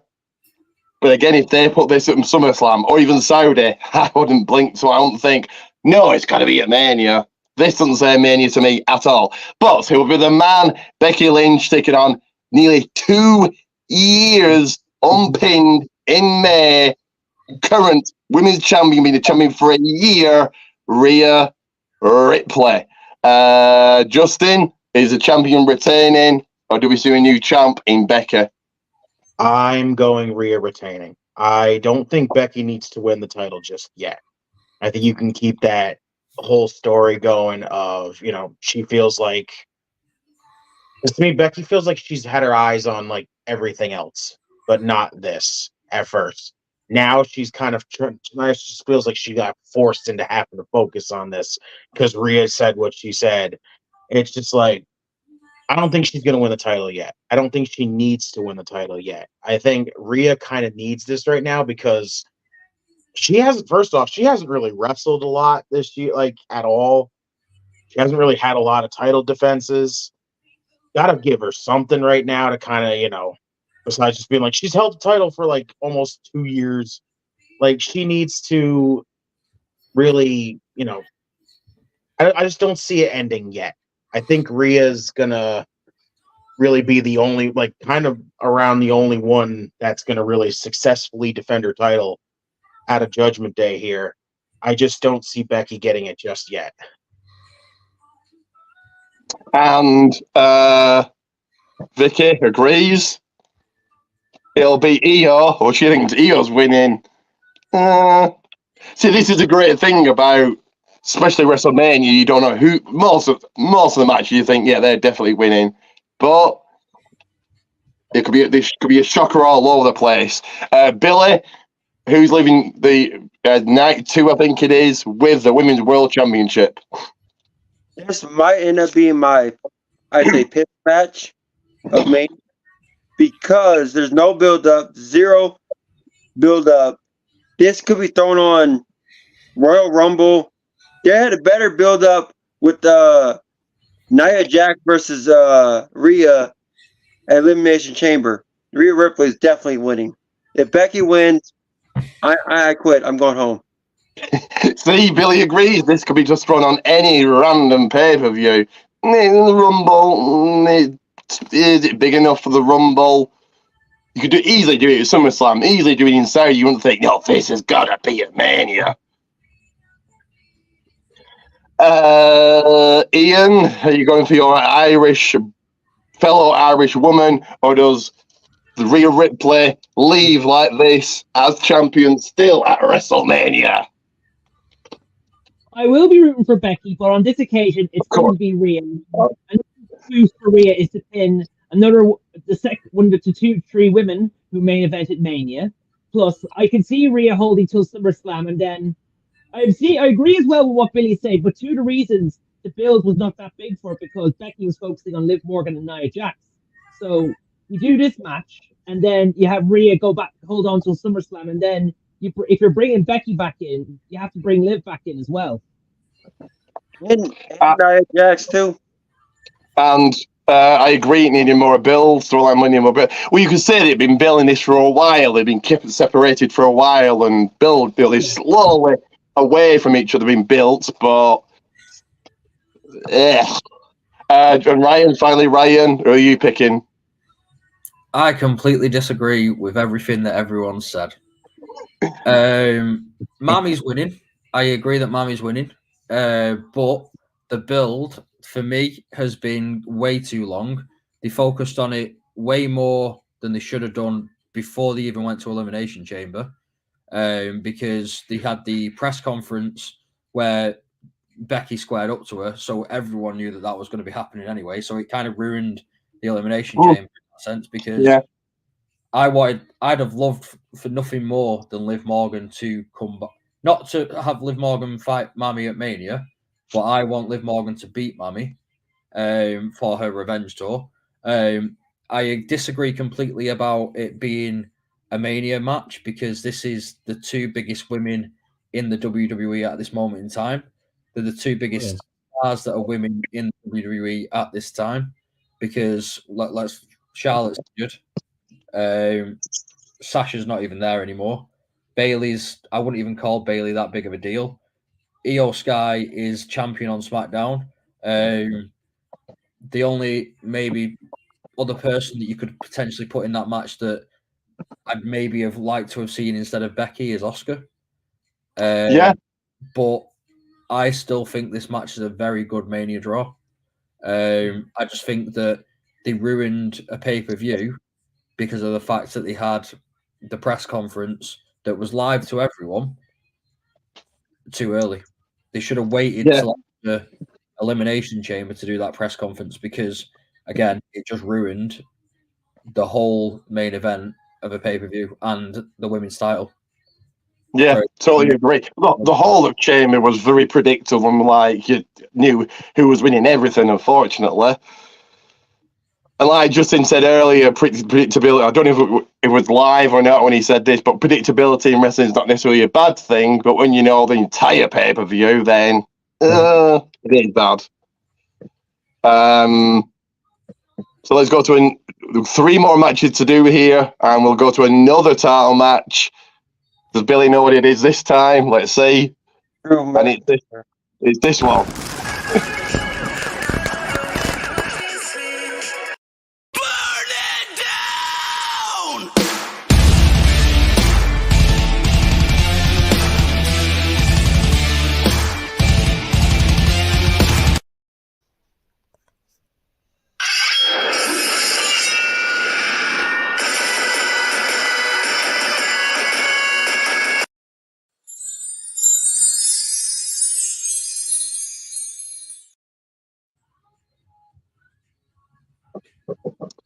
And again, not big enough for Mania. This was happened last year Saudi and Raw this year. Drew's done some fantastic work. But, Just before we go into this, let me just go back to that last one.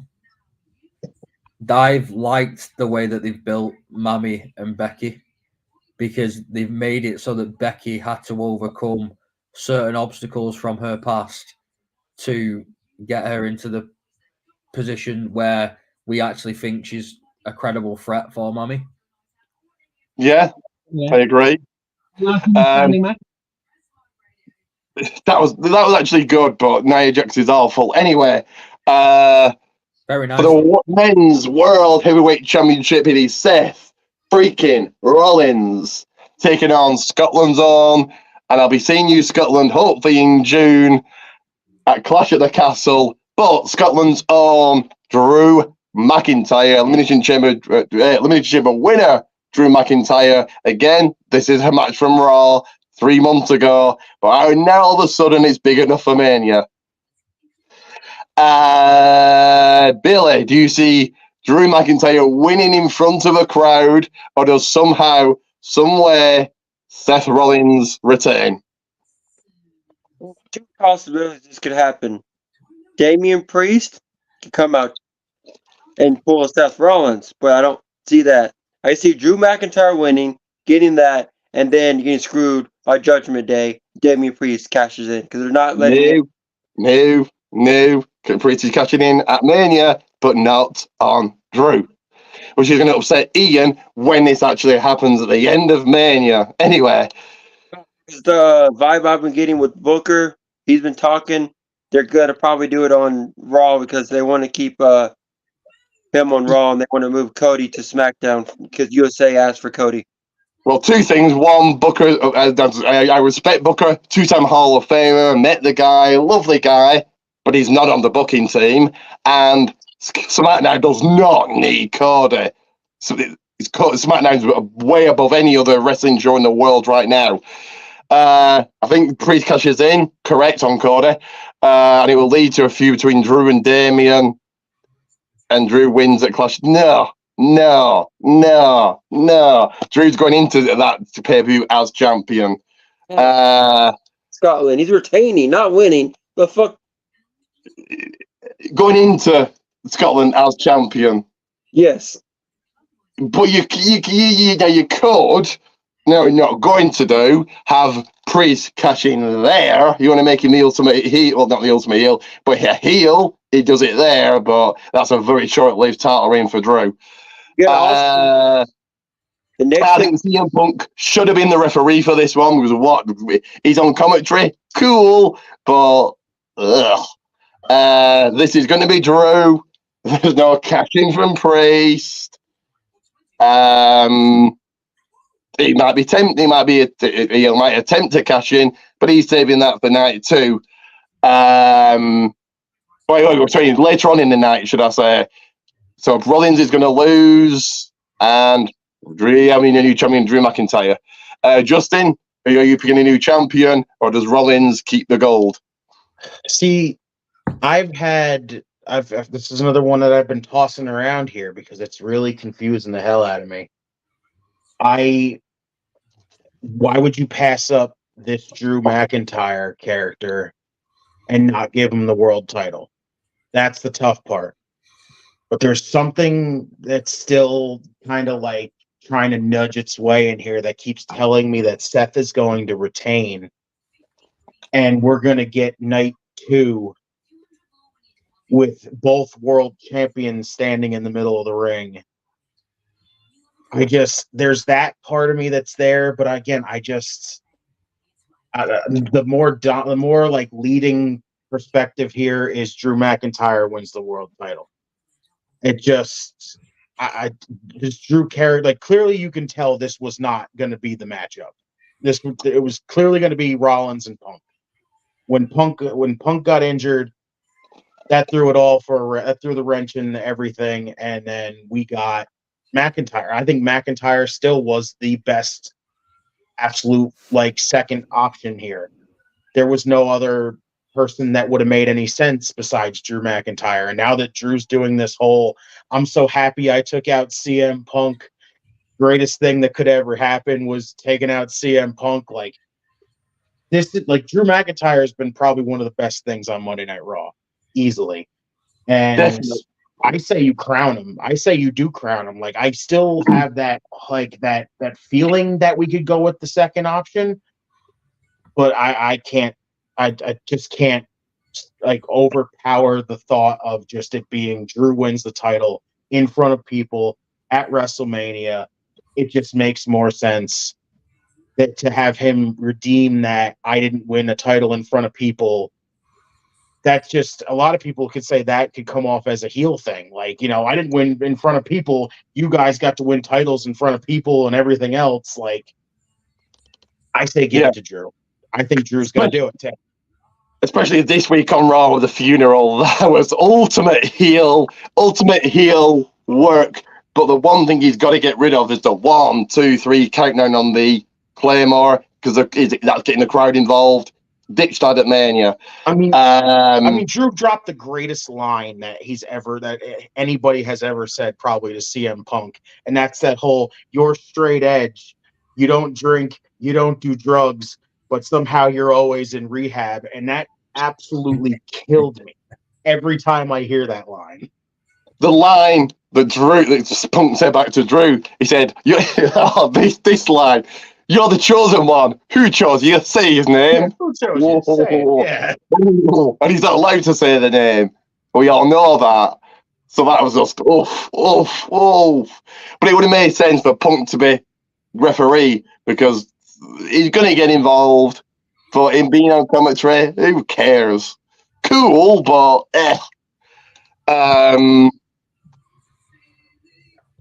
Ian, who are you going for? And I know in your world, Priest is cashing in, but he's not. So, by the way, who's winning here?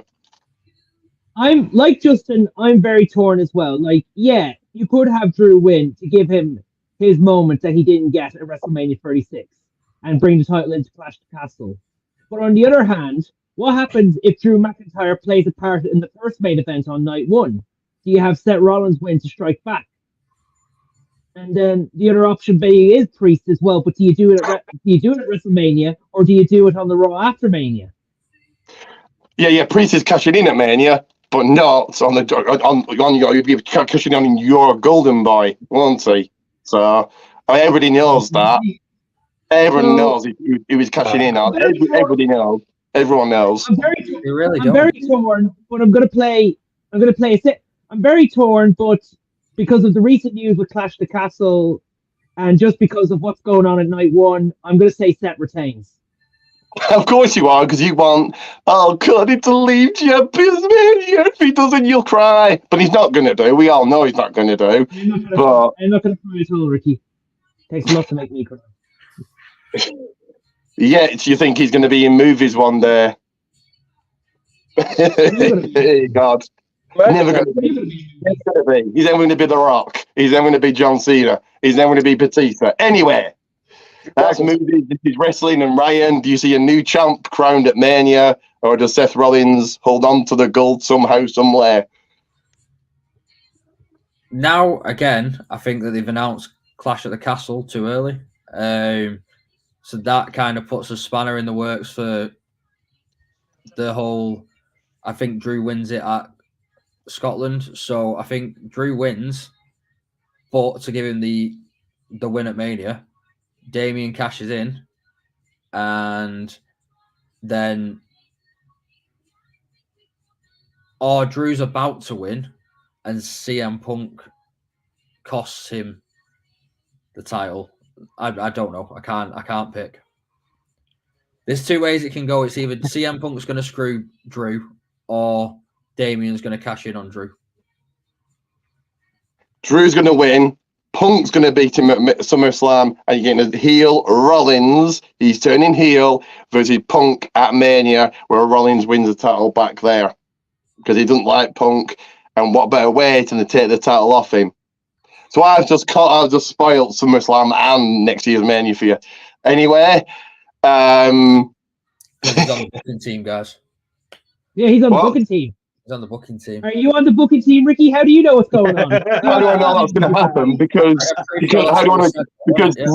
I'll tell you how it's going to happen. Because Drew has been going after Punk every single week.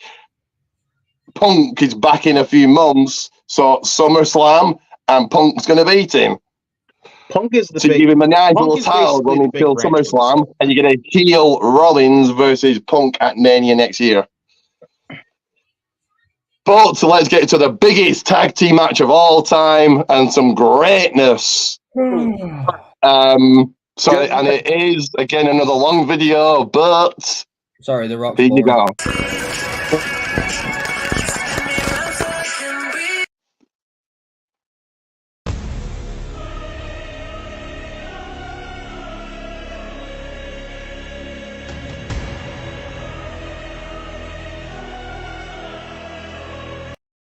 If you smell what The Rock is cooking.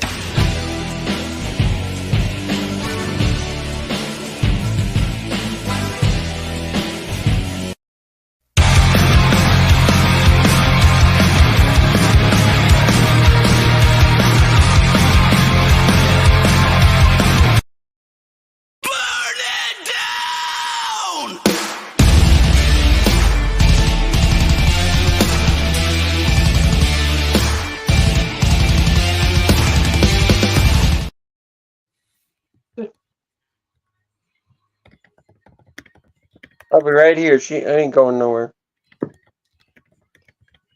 Wait, who's that? Billy, are you talking to me or? Oh, I'm talking to my brother. My bad. Okay then. Did he acknowledge me? So the biggest tag team match of all time. Let's start with a man that this channel is named after. Future Hall of Famer, the great one. Thank you for coming back. He's looked better than ever since coming back. Really? Maybe better than all those years ago. But the Brahma Bull himself, The Rock, and your tribal chief at 1,313 days. Roman Reigns takes on the clown emoji, Seth Rollins, and some guy called Cody Rhodes. I don't know who that is, but yeah. he must be some jobber, but yeah. So Ricky Crybaby on Sunday, aren't we? So Justin, have you got the Bloodline winning, or does Seth Rollins and Cody win this to make it a even more boring, just regular singles match on night 2? Oh boy, this is where my interest in this tag match, it aggravates me as a fan watching just to know this tag match. I know the IWC was all up and we need to get this as a tag team match and we need to see this as a tag team match. As far as I'm concerned, the stipulation of adding Bloodline rules if Roman and Rock win, why? Why do we even need this tag match? We don't need this tag match. We were basically already going to get a 75 interference filled matchup with Cody and Roman anyway. Why did we need this? We didn't need this tag match. You don't need to have a tag match to have your Royal Rumble winner and #1 contender take a loss the night before he's supposed to challenge for the championship. It looks stupid doing that. So this tag match to me really doesn't need to exist when you were basically going to give us every every Roman Reigns match has been on night 2. If Rock wanted to show up and basically, because I'm still on the side of Rock was not needed for this. Rock was not needed for any of this. Rock should have just sat back, waited until next year to have his match with Roman. That was it. WrestleMania was pretty much basically already sold out before Rock even showed his face. So I don't know why we needed The Rock in the first place. Rock basically, again, this whole show to me feels like basically The Rock show. It's just all about The Rock right now. We were supposed to get, we went a full year of basically Cody adversity, which I still can't stand that nonsense of hearing that over and over. Last year should have been it still to me. But forget it. We went a full year of Cody going through adversity to get back here. You basically were telling us the minute that from that whole year and even the face-off that they had on SmackDown when Cody and Jay were tag team champions, we were getting this rematch from the start. Rock shows up and just basically gets the TKO position and then just goes, well, it doesn't matter if you won the Royal Rumble. It doesn't matter if, we've basically been telling you for a year that you're going to get this rematch. I'm The Rock. I get my match and you don't get jack squat. It's nonsense. It's a bunch of nonsense. The Rock was never needed for this to intrigue you to want to see Cody do this again. Everybody was basically on Cody's side to go for Roman again. It's obvious. He basically won the Rumble and pointed at him. Everything that The Rock has basically had in this whole thing, yes, it's been enjoyable for the most part, but other than that, it's basically made Cody look like a freaking dumbass the whole time. Cody feels like he hasn't been able to barely even respond to The Rock. The Rock can just basically go around and just sling curse words around and just take shots at everybody, while Cody's got to sit back and just be like, well, I can't do that. Until he finally cut that one promo where he basically went off on The Rock. That was it. Very quickly, Ryan, I know you have to go, but thank you for joining us. So thank you for that. I don't know if he's still backstage, but thank you. In a nutshell, I don't see the purpose of this tag match. It's basically was already going to give us for what we were going to get on night 2 anyway. So I'm going, again, it's just obvious. Rock and Roman win this one here. Give me a reason. Give me a second. I'm just reading a message from Ryan here. Okay. The fact that The Rock can come in and just be head and shoulders above everybody else shows WWE have, apart from Reigns and Logan, WWE has no stars. There's not a star that's a like problem. The Rock. You can just come in and go, boom, be head and shoulders above everyone. Because WWE, and I know Ian, Cody's a star. He's bigger than The Rock. On Dream World, yes. On Sesame Street, yes, Cody's as big as The Rock. But in the real world, let's go back to the real world here. The Rock is head and shoulders above the whole roster, even Roman Reigns. And yes, I agree. The Rock has just come in and done what he likes, but that's what happens when you're The Rock. To me, it was never necessary. To me, this feels like to me also that The Rock is just basically trying to take over everything here by going, hey, listen, I was going to get my match. You guys, to me, I will say it every single time. This whole thing feels like a shoot turned into a work. This felt like Rock basically tried to ego trip everything else, and he wanted that match with Roman. The crowd basically the fans basically put their foot down and said, listen, we ain't cool with this, all right? You basically told us that we were going to get this. You are not going to interfere with this. This is what we're going to get. And it felt like it was a bruise on The Rock's ego to me. This feels like he got basically backed against a wall and told by millions and millions of fans that said, listen, you can have your match, but you got to wait your turn. We're getting this first, and that's all there is to it. And now it just feels like Rock is basically just out there to just be like, hey, it almost feels like he's trying to subtly just be like, this is what you wanted, huh? This is what you're going to get. Well, guess what? I'm going to make sure that I'm the face of this entire thing. And that's not good because Roman and Cody hasn't had barely any build except for one interaction that's basically been not good in the first place. So it's like, again, that's why I say this feels like The Rock show, and it's not good with that kind of thing. Again, this tag match does not need to exist to give us something that we were already going to get, and that's just basically it. And I know Ian disagrees with that because everything Cody does is good, and he thought that the face-off on SmackDown was better than anything anybody has ever done because Cody's it, Cody's God, Cody's king. I mean, I'll put it this way. I'll say it right now because Cody is the face of this company at this point right now. Cody is the face of the company at this point. The Rock is. Well, now he is. The Rock's always been a big name. But as far as I'm concerned, Cody's been the face of the company the whole time. Roman's been off hiding in a freaking shadow. Rock's been off hiding in a shadow. The only person that anybody cared about at that time was Cody. Cody has basically been out there becoming the next John Cena. And at this point, why pass that up? This is why it's just been bugging the heck out of me. Cena's 16-time world champion, movie star. Cody's never going to be that ever. Cody's never going to be the draw like Cena was. Cody's never going to go out there and he's over because of, whoa, all the marks can sing along. And I agree, does this need to be, you get Bloodline rules at the night after? Is The Rock wrestling not the draw in this? But you haven't picked who you're picking, The Rock and Reigns or Rollins and Cody?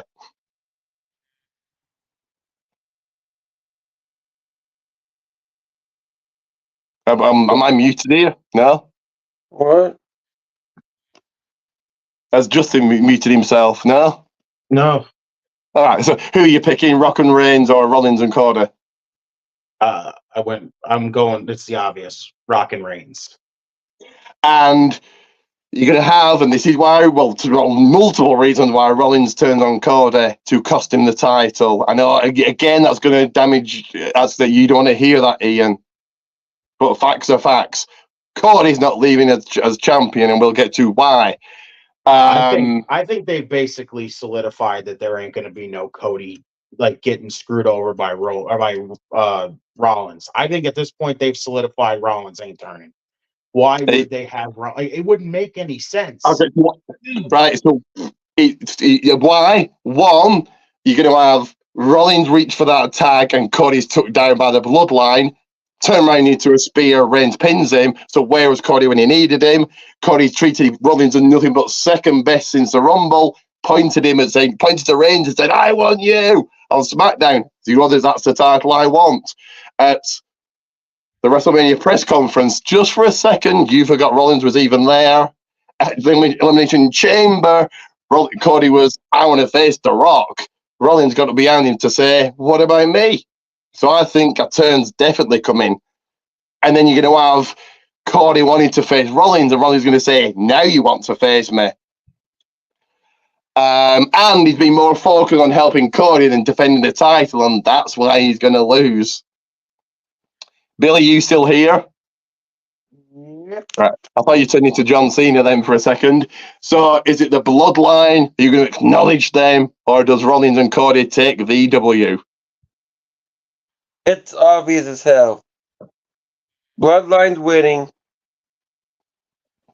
Okay. And Ian, I know you're going to go against Cody because Cody's God, King, better than anybody else. For me, makes Hulk Hogan and Austin look like jobbers. But who's winning this? Well, for one, I never said those parts there. You did.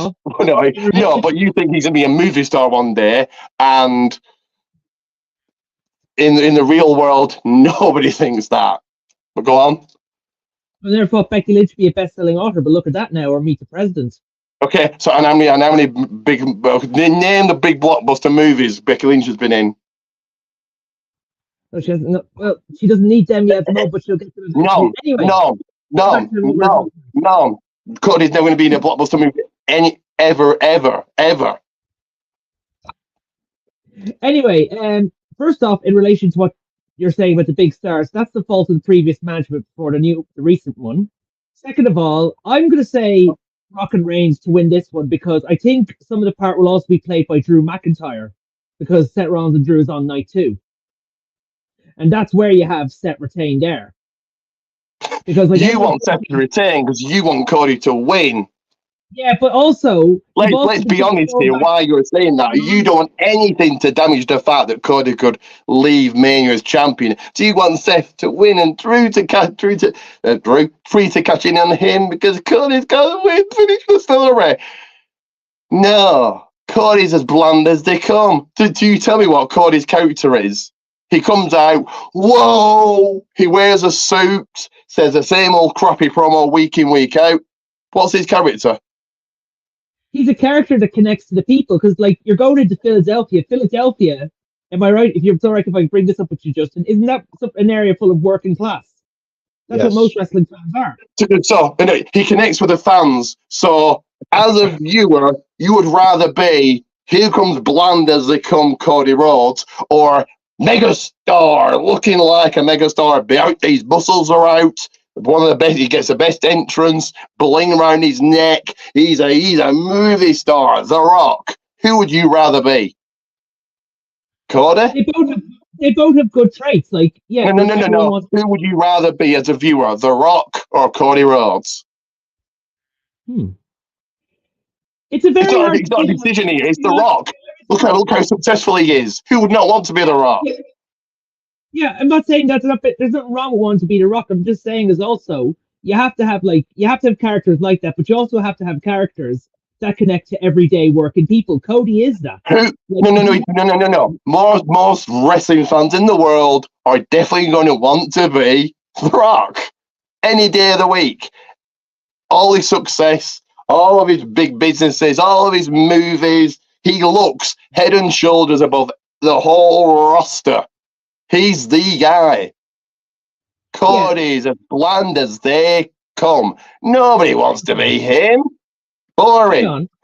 Nobody wants to be Cody Rhodes. Everybody wants to be The Rock, including Cody should want to be where The Rock is one day. And maybe he will be, like, we don't know. But, like,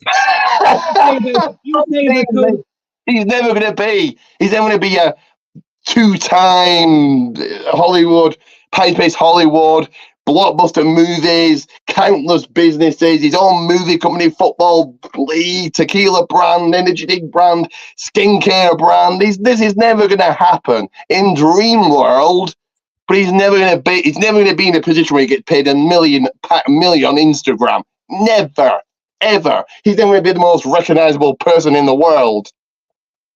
He's never gonna be The Rock. Never gonna be in The Rock's position ever.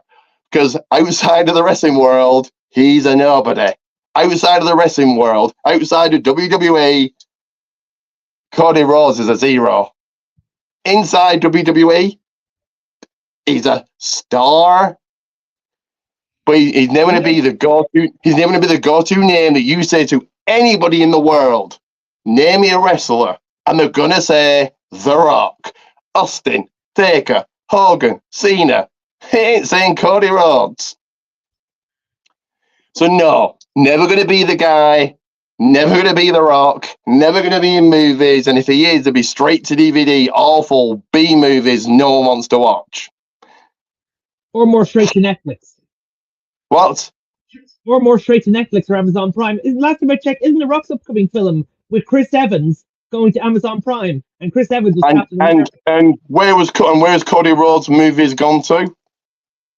He hasn't got them yet, but I'm sure they will come. There we go then. Never yet, like he's going to be, like any movie director is going to look at Cody Rhodes and think, he'll be good in movies because we're going to make money out of him. Well, there's always never going to be in movies. Amazon Prime that is worth trillions. That Amazon, that one, that's what one you're on about. Rock started up at the second for most movies. So he's worth. The Rock, say that again, Billy. You're breaking up here. Say that again. The Rock started as a secondary in most movies that he's ever been in until he started getting big. That's how John Cena started. That's how Batista started. Any wrestler is going to start the same way and go up from there. And another thing is... So Ian, Amazon that's worth trillions, you're saying that's bad? I'm not saying get out of the dreamland. Amazon's worth trillions. It makes billions monthly. To go to Amazon's worth a lot of money. Yeah, I know that. But ask me this. Why is it that The Rock and John Cena's recent movie that also stars Zac Efron, a very successful actor, been moved to Amazon Prime and not in the cinema? Amazon worth trillions. One of the biggest businesses in the world. Trillions. Netflix worth billions. And that's a bad thing. A movie being on Netflix is a bad thing. Hold on. I didn't say it was a bad thing whatsoever. I'm just asking you this. Like, they're in films with two bankable actors. Why aren't they in the box office? I mean, the cinema is where the big money draws. I mean, Batista was in Dune too. No, it's not. Not anymore. Not anymore. Not anymore. Most people now want to stream movies at home. That's what we did. You can't be bothered going to the cinema. If they can watch a movie at home like that, that's why most movies are now streamed. And another thing is, though, when you talk about being an actor, what's always been one essential every actor or actress needs to get by in Hollywood? Talent. Yeah, but what's the other? Buy off the direct good movies. Close, but there is a thing to it, and it's good as well, and it goes with good. Have boobies and get off with everything. Be a name, be popular, be somebody that the world recognizes, which they don't recognize Cody Rhodes. You've got to have looks as well if you want to make it in the acting world. Right? But you've also got to be a name, which nobody knows who Cody Rhodes is. The world knows who The Rock is. The entire planet. No one who he's the biggest name in the world. But anyway, have the look as well to get by. And you've got to be a name, which Cody's never going to be. But why hasn't Reigns been cast in more movies? He's only done one that was about 4 or 5 years ago. And he was only a backing actor. 2 movies. He's been in Hobbs and Shaw and The Wrong Missy, and that's because he obviously wants to wrestle. That's what all the other ones want to do. But look, Rock and Reigns, Drew plays a part. I'd say if the Bloodline is not playing a part, they're healing their wounds from Jimmy and Jay. So I say Drew plays a part in that. Okay, and let's get to the main event here. Again, this isn't not on the level of The Rock at all. Anyway,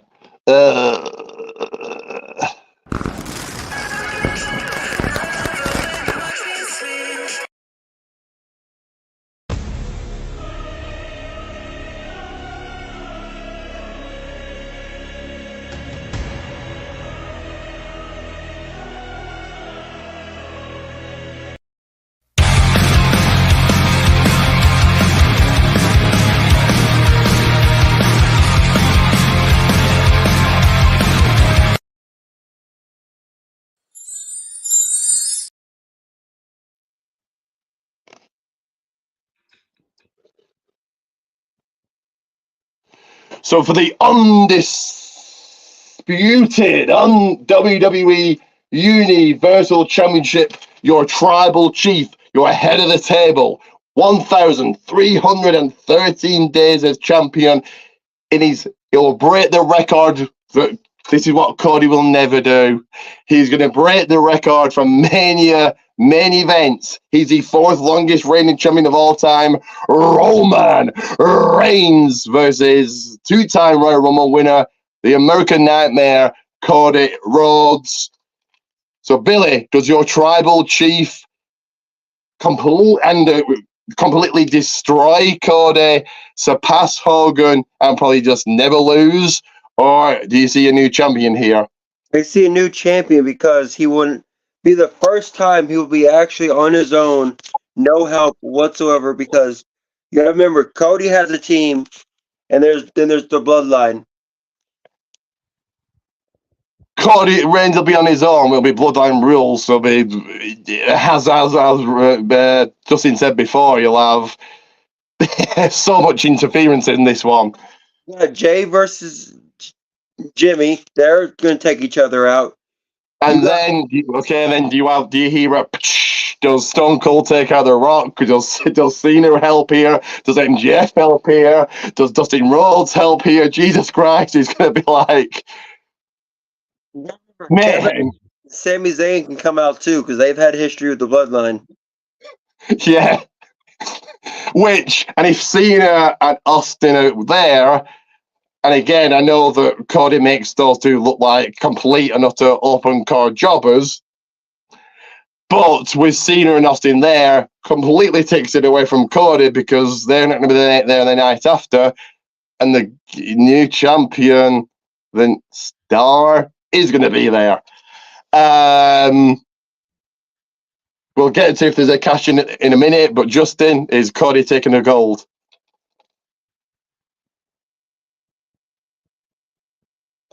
He may be muted. I think you've muted.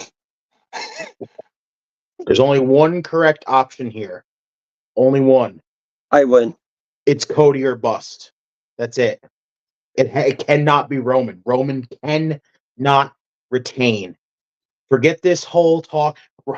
Roman's already getting Hogan's WrestleMania appearance record. He's not getting another Hogan record. That's it. He gets one or the other, and that's it. He's only getting one, and that's going to be his WrestleMania appearances. That is it. The reign is done. It's over. It's been over, basically.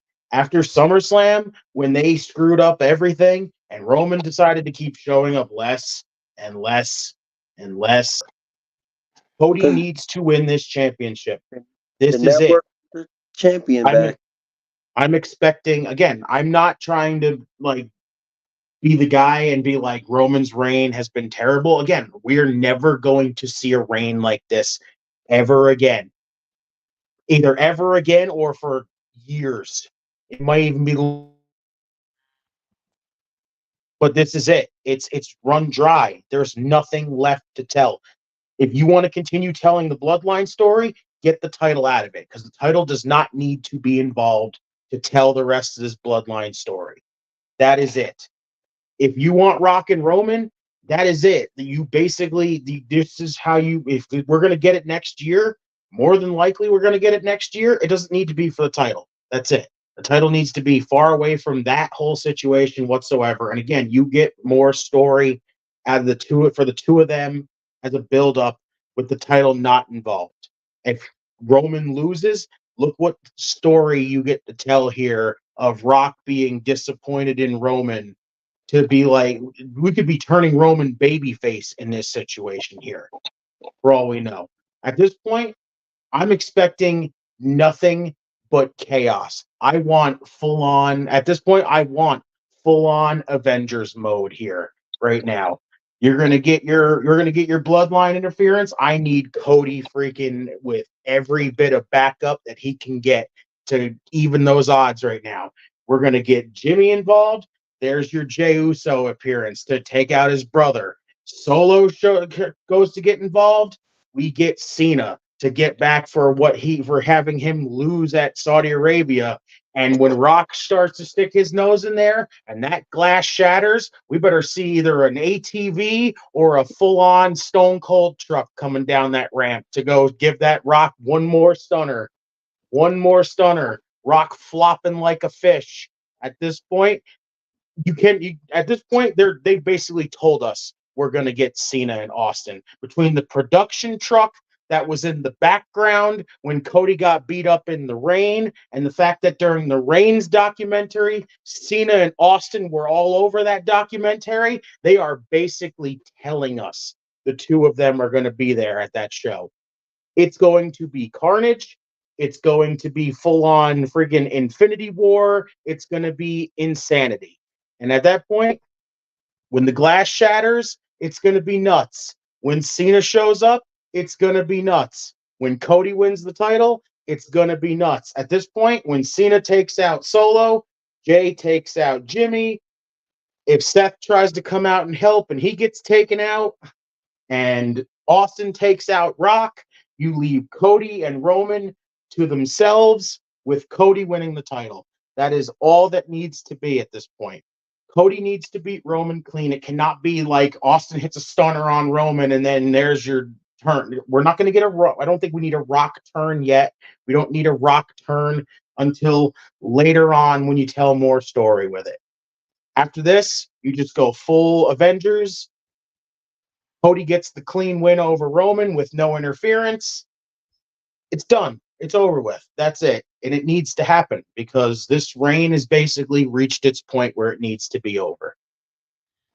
Now, I know Ian will say that Cody is going to have a much longer reign than Reigns. Well, for one, first That's off, he's Dreamland. Now, I will say that yes, Cody wins, but only what's going to happen after the match. And also, if you don't have Reigns lose here, he's never losing, because to surpass Hogan that September, you're now going to lose it at Saudi. So you're now going into next year as champion. Probably, maybe, and it's only a maybe, not a guarantee. No one has said he's facing The Rock. It's very much a maybe. Is The Rock doing a tag team match because he can't do a singles match? But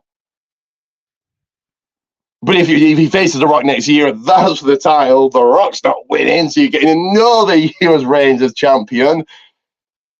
And he just never, ever loses. So yes, I'm just going to say Cody wins, but he's not leaving Mania as champion. Billy's still here. He's already picked. Do I haven't even need to ask you, but Ian, go on then. Well, for one, from what after Justin saying all that, I'm kind of in the mood to watch Avengers Endgame again. Mark. Yeah, Cody, but actually, also, Reigns will be getting two things. He'll be getting Hogan's main event record, and he'll be getting 1,000 wins. Yeah, of course, a tag team match, yes. So that's two things he's getting. But yeah, if you're going to have it all Avengers mode, you have to have Team Cody of Cody, Seth, Jay, Cena, and Austin versus Reigns, Rock, Solo, Jimmy, and Drew. So, yeah, that's all. It needs to be full batshit crazy. If you want to add in a bonus as well, maybe throw in Tama Tonga and throw in The Undertaker as well. So, make it complete. You would, because you don't want the Theory and Waller taken out. But then again, you think AEW is good. So, but hang on, it can't be big WrestleMania match unless you have the Undertaker. It's true.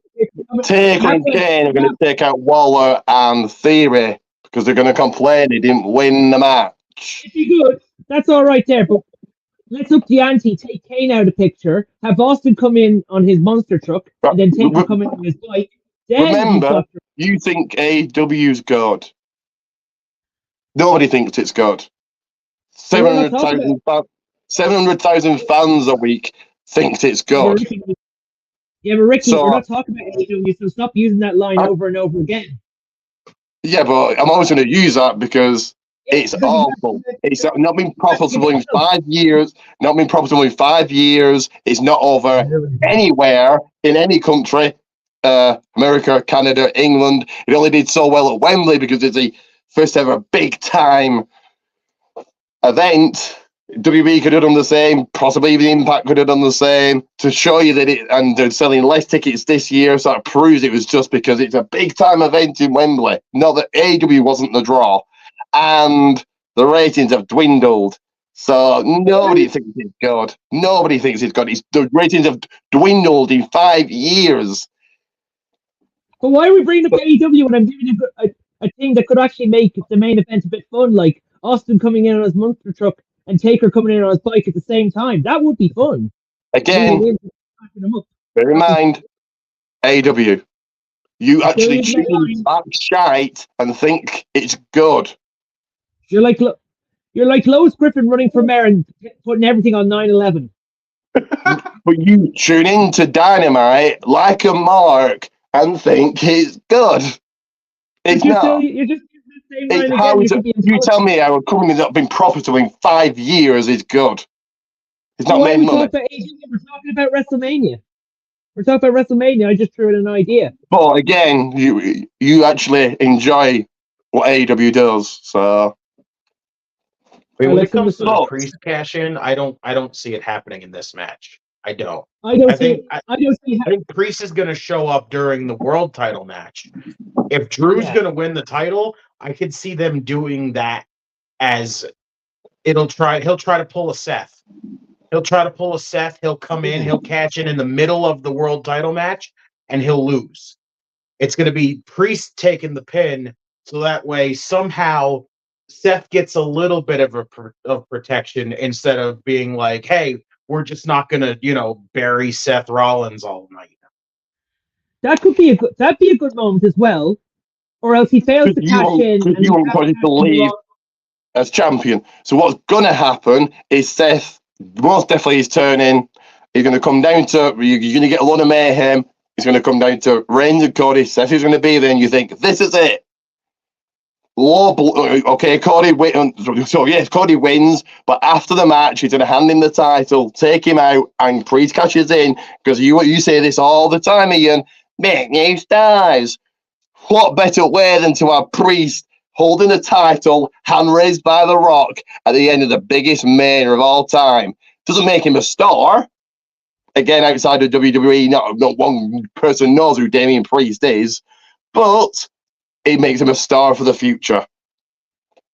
So yes, Priest is leaving Mania as champion, but not world champion. And obviously, if you watched Reigns' Legends, I watched it last night, it was fantastic, but he did say, if once he loses the title, he's done. So Billy, you still here? Billy? No. Okay then. So Jay Justin, what do you think about that? Once Reigns loses the title, he's done. Do you think he is done, or do you think he still comes back at some point? I mean, he'll come back. I'm telling you, him and Rock is happening next year at Mania. He's going to end up coming back so we can tell more Bloodline story, so we can build up more to that matchup next year. And that's it. He's not going to leave. He's not going to not show up. I mean, he probably won't show up for like months on end now. Now he has really a reason to not show up again for like months until around WrestleMania time when he decides to, to just show up and just be like, hey, I'm going to start building this match with Rock.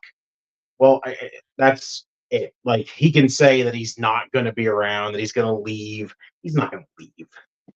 But then the Rock Reigns is definitely the main event for next year, and Cody won't be. So again, you're relying on the past with The Rock. I mean, it's not surprising, to be honest with you, No. that it was that would be the main event. Like, come on, it's obvious. The bloodline has been the most important thing for years now. They're not going to just suddenly be like, okay, well, basically had bloodline for main events for years. Now we're going to put it in the middle of the card next year. Like, no, that's not going to happen. Billy, do you think Reigns is done once he loses the title I'm holding, well, a replica title, or not?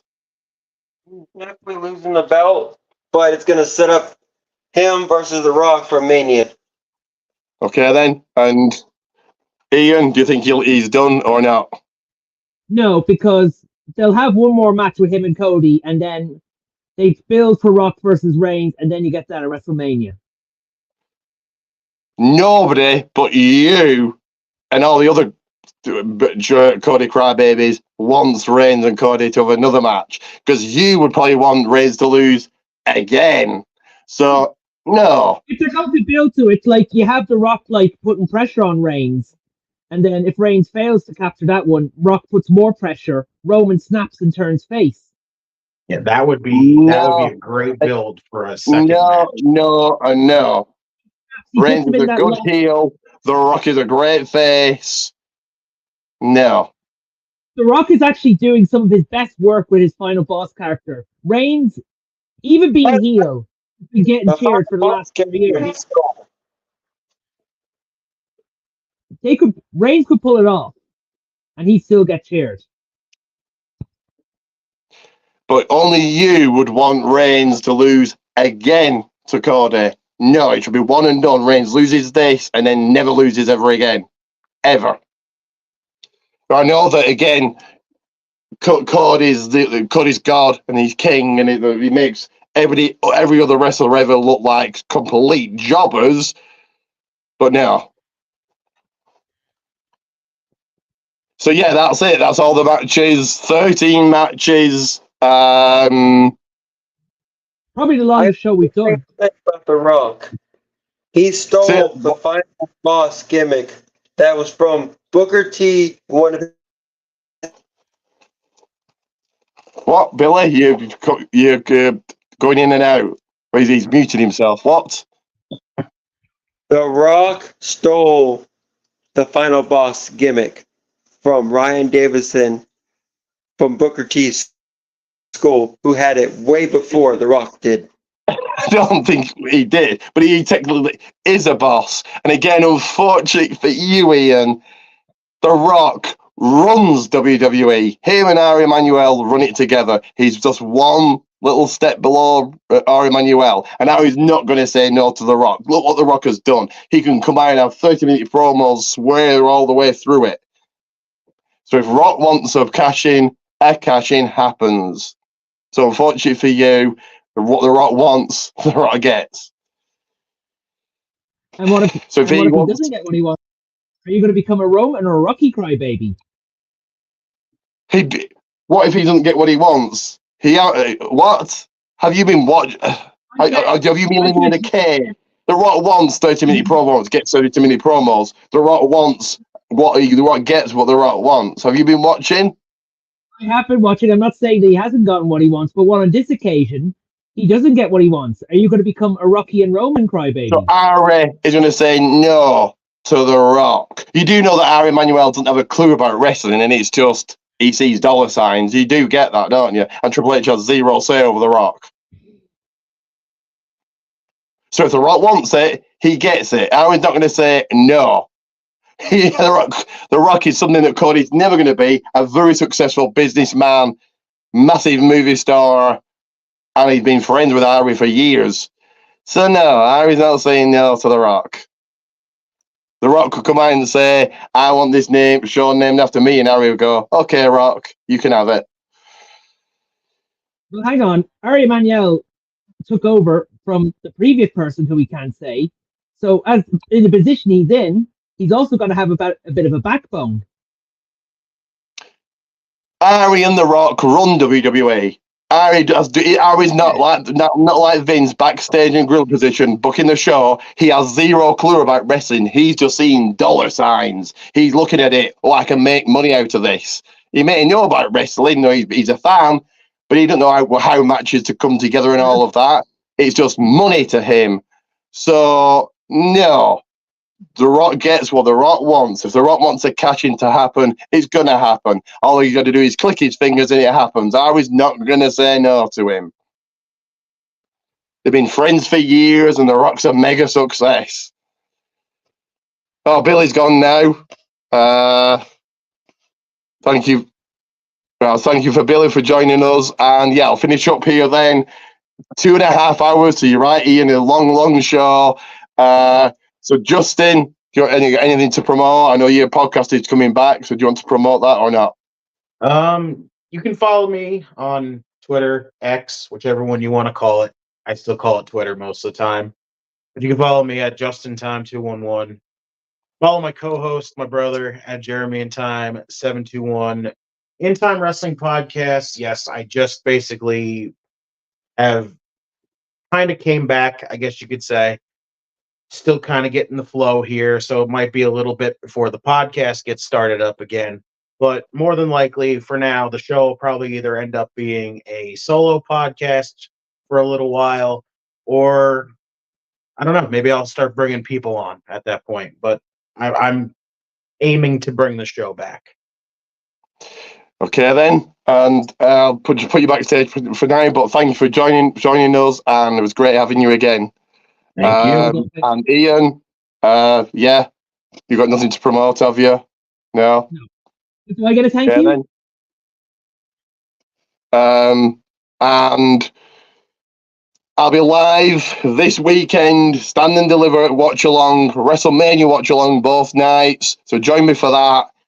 I'm off to wrestling tomorrow and watch party Saturday and Sunday. But for now, it's been a long predictions. Like, subscribe, follow me, all of that. And it is Ricky Goldman out.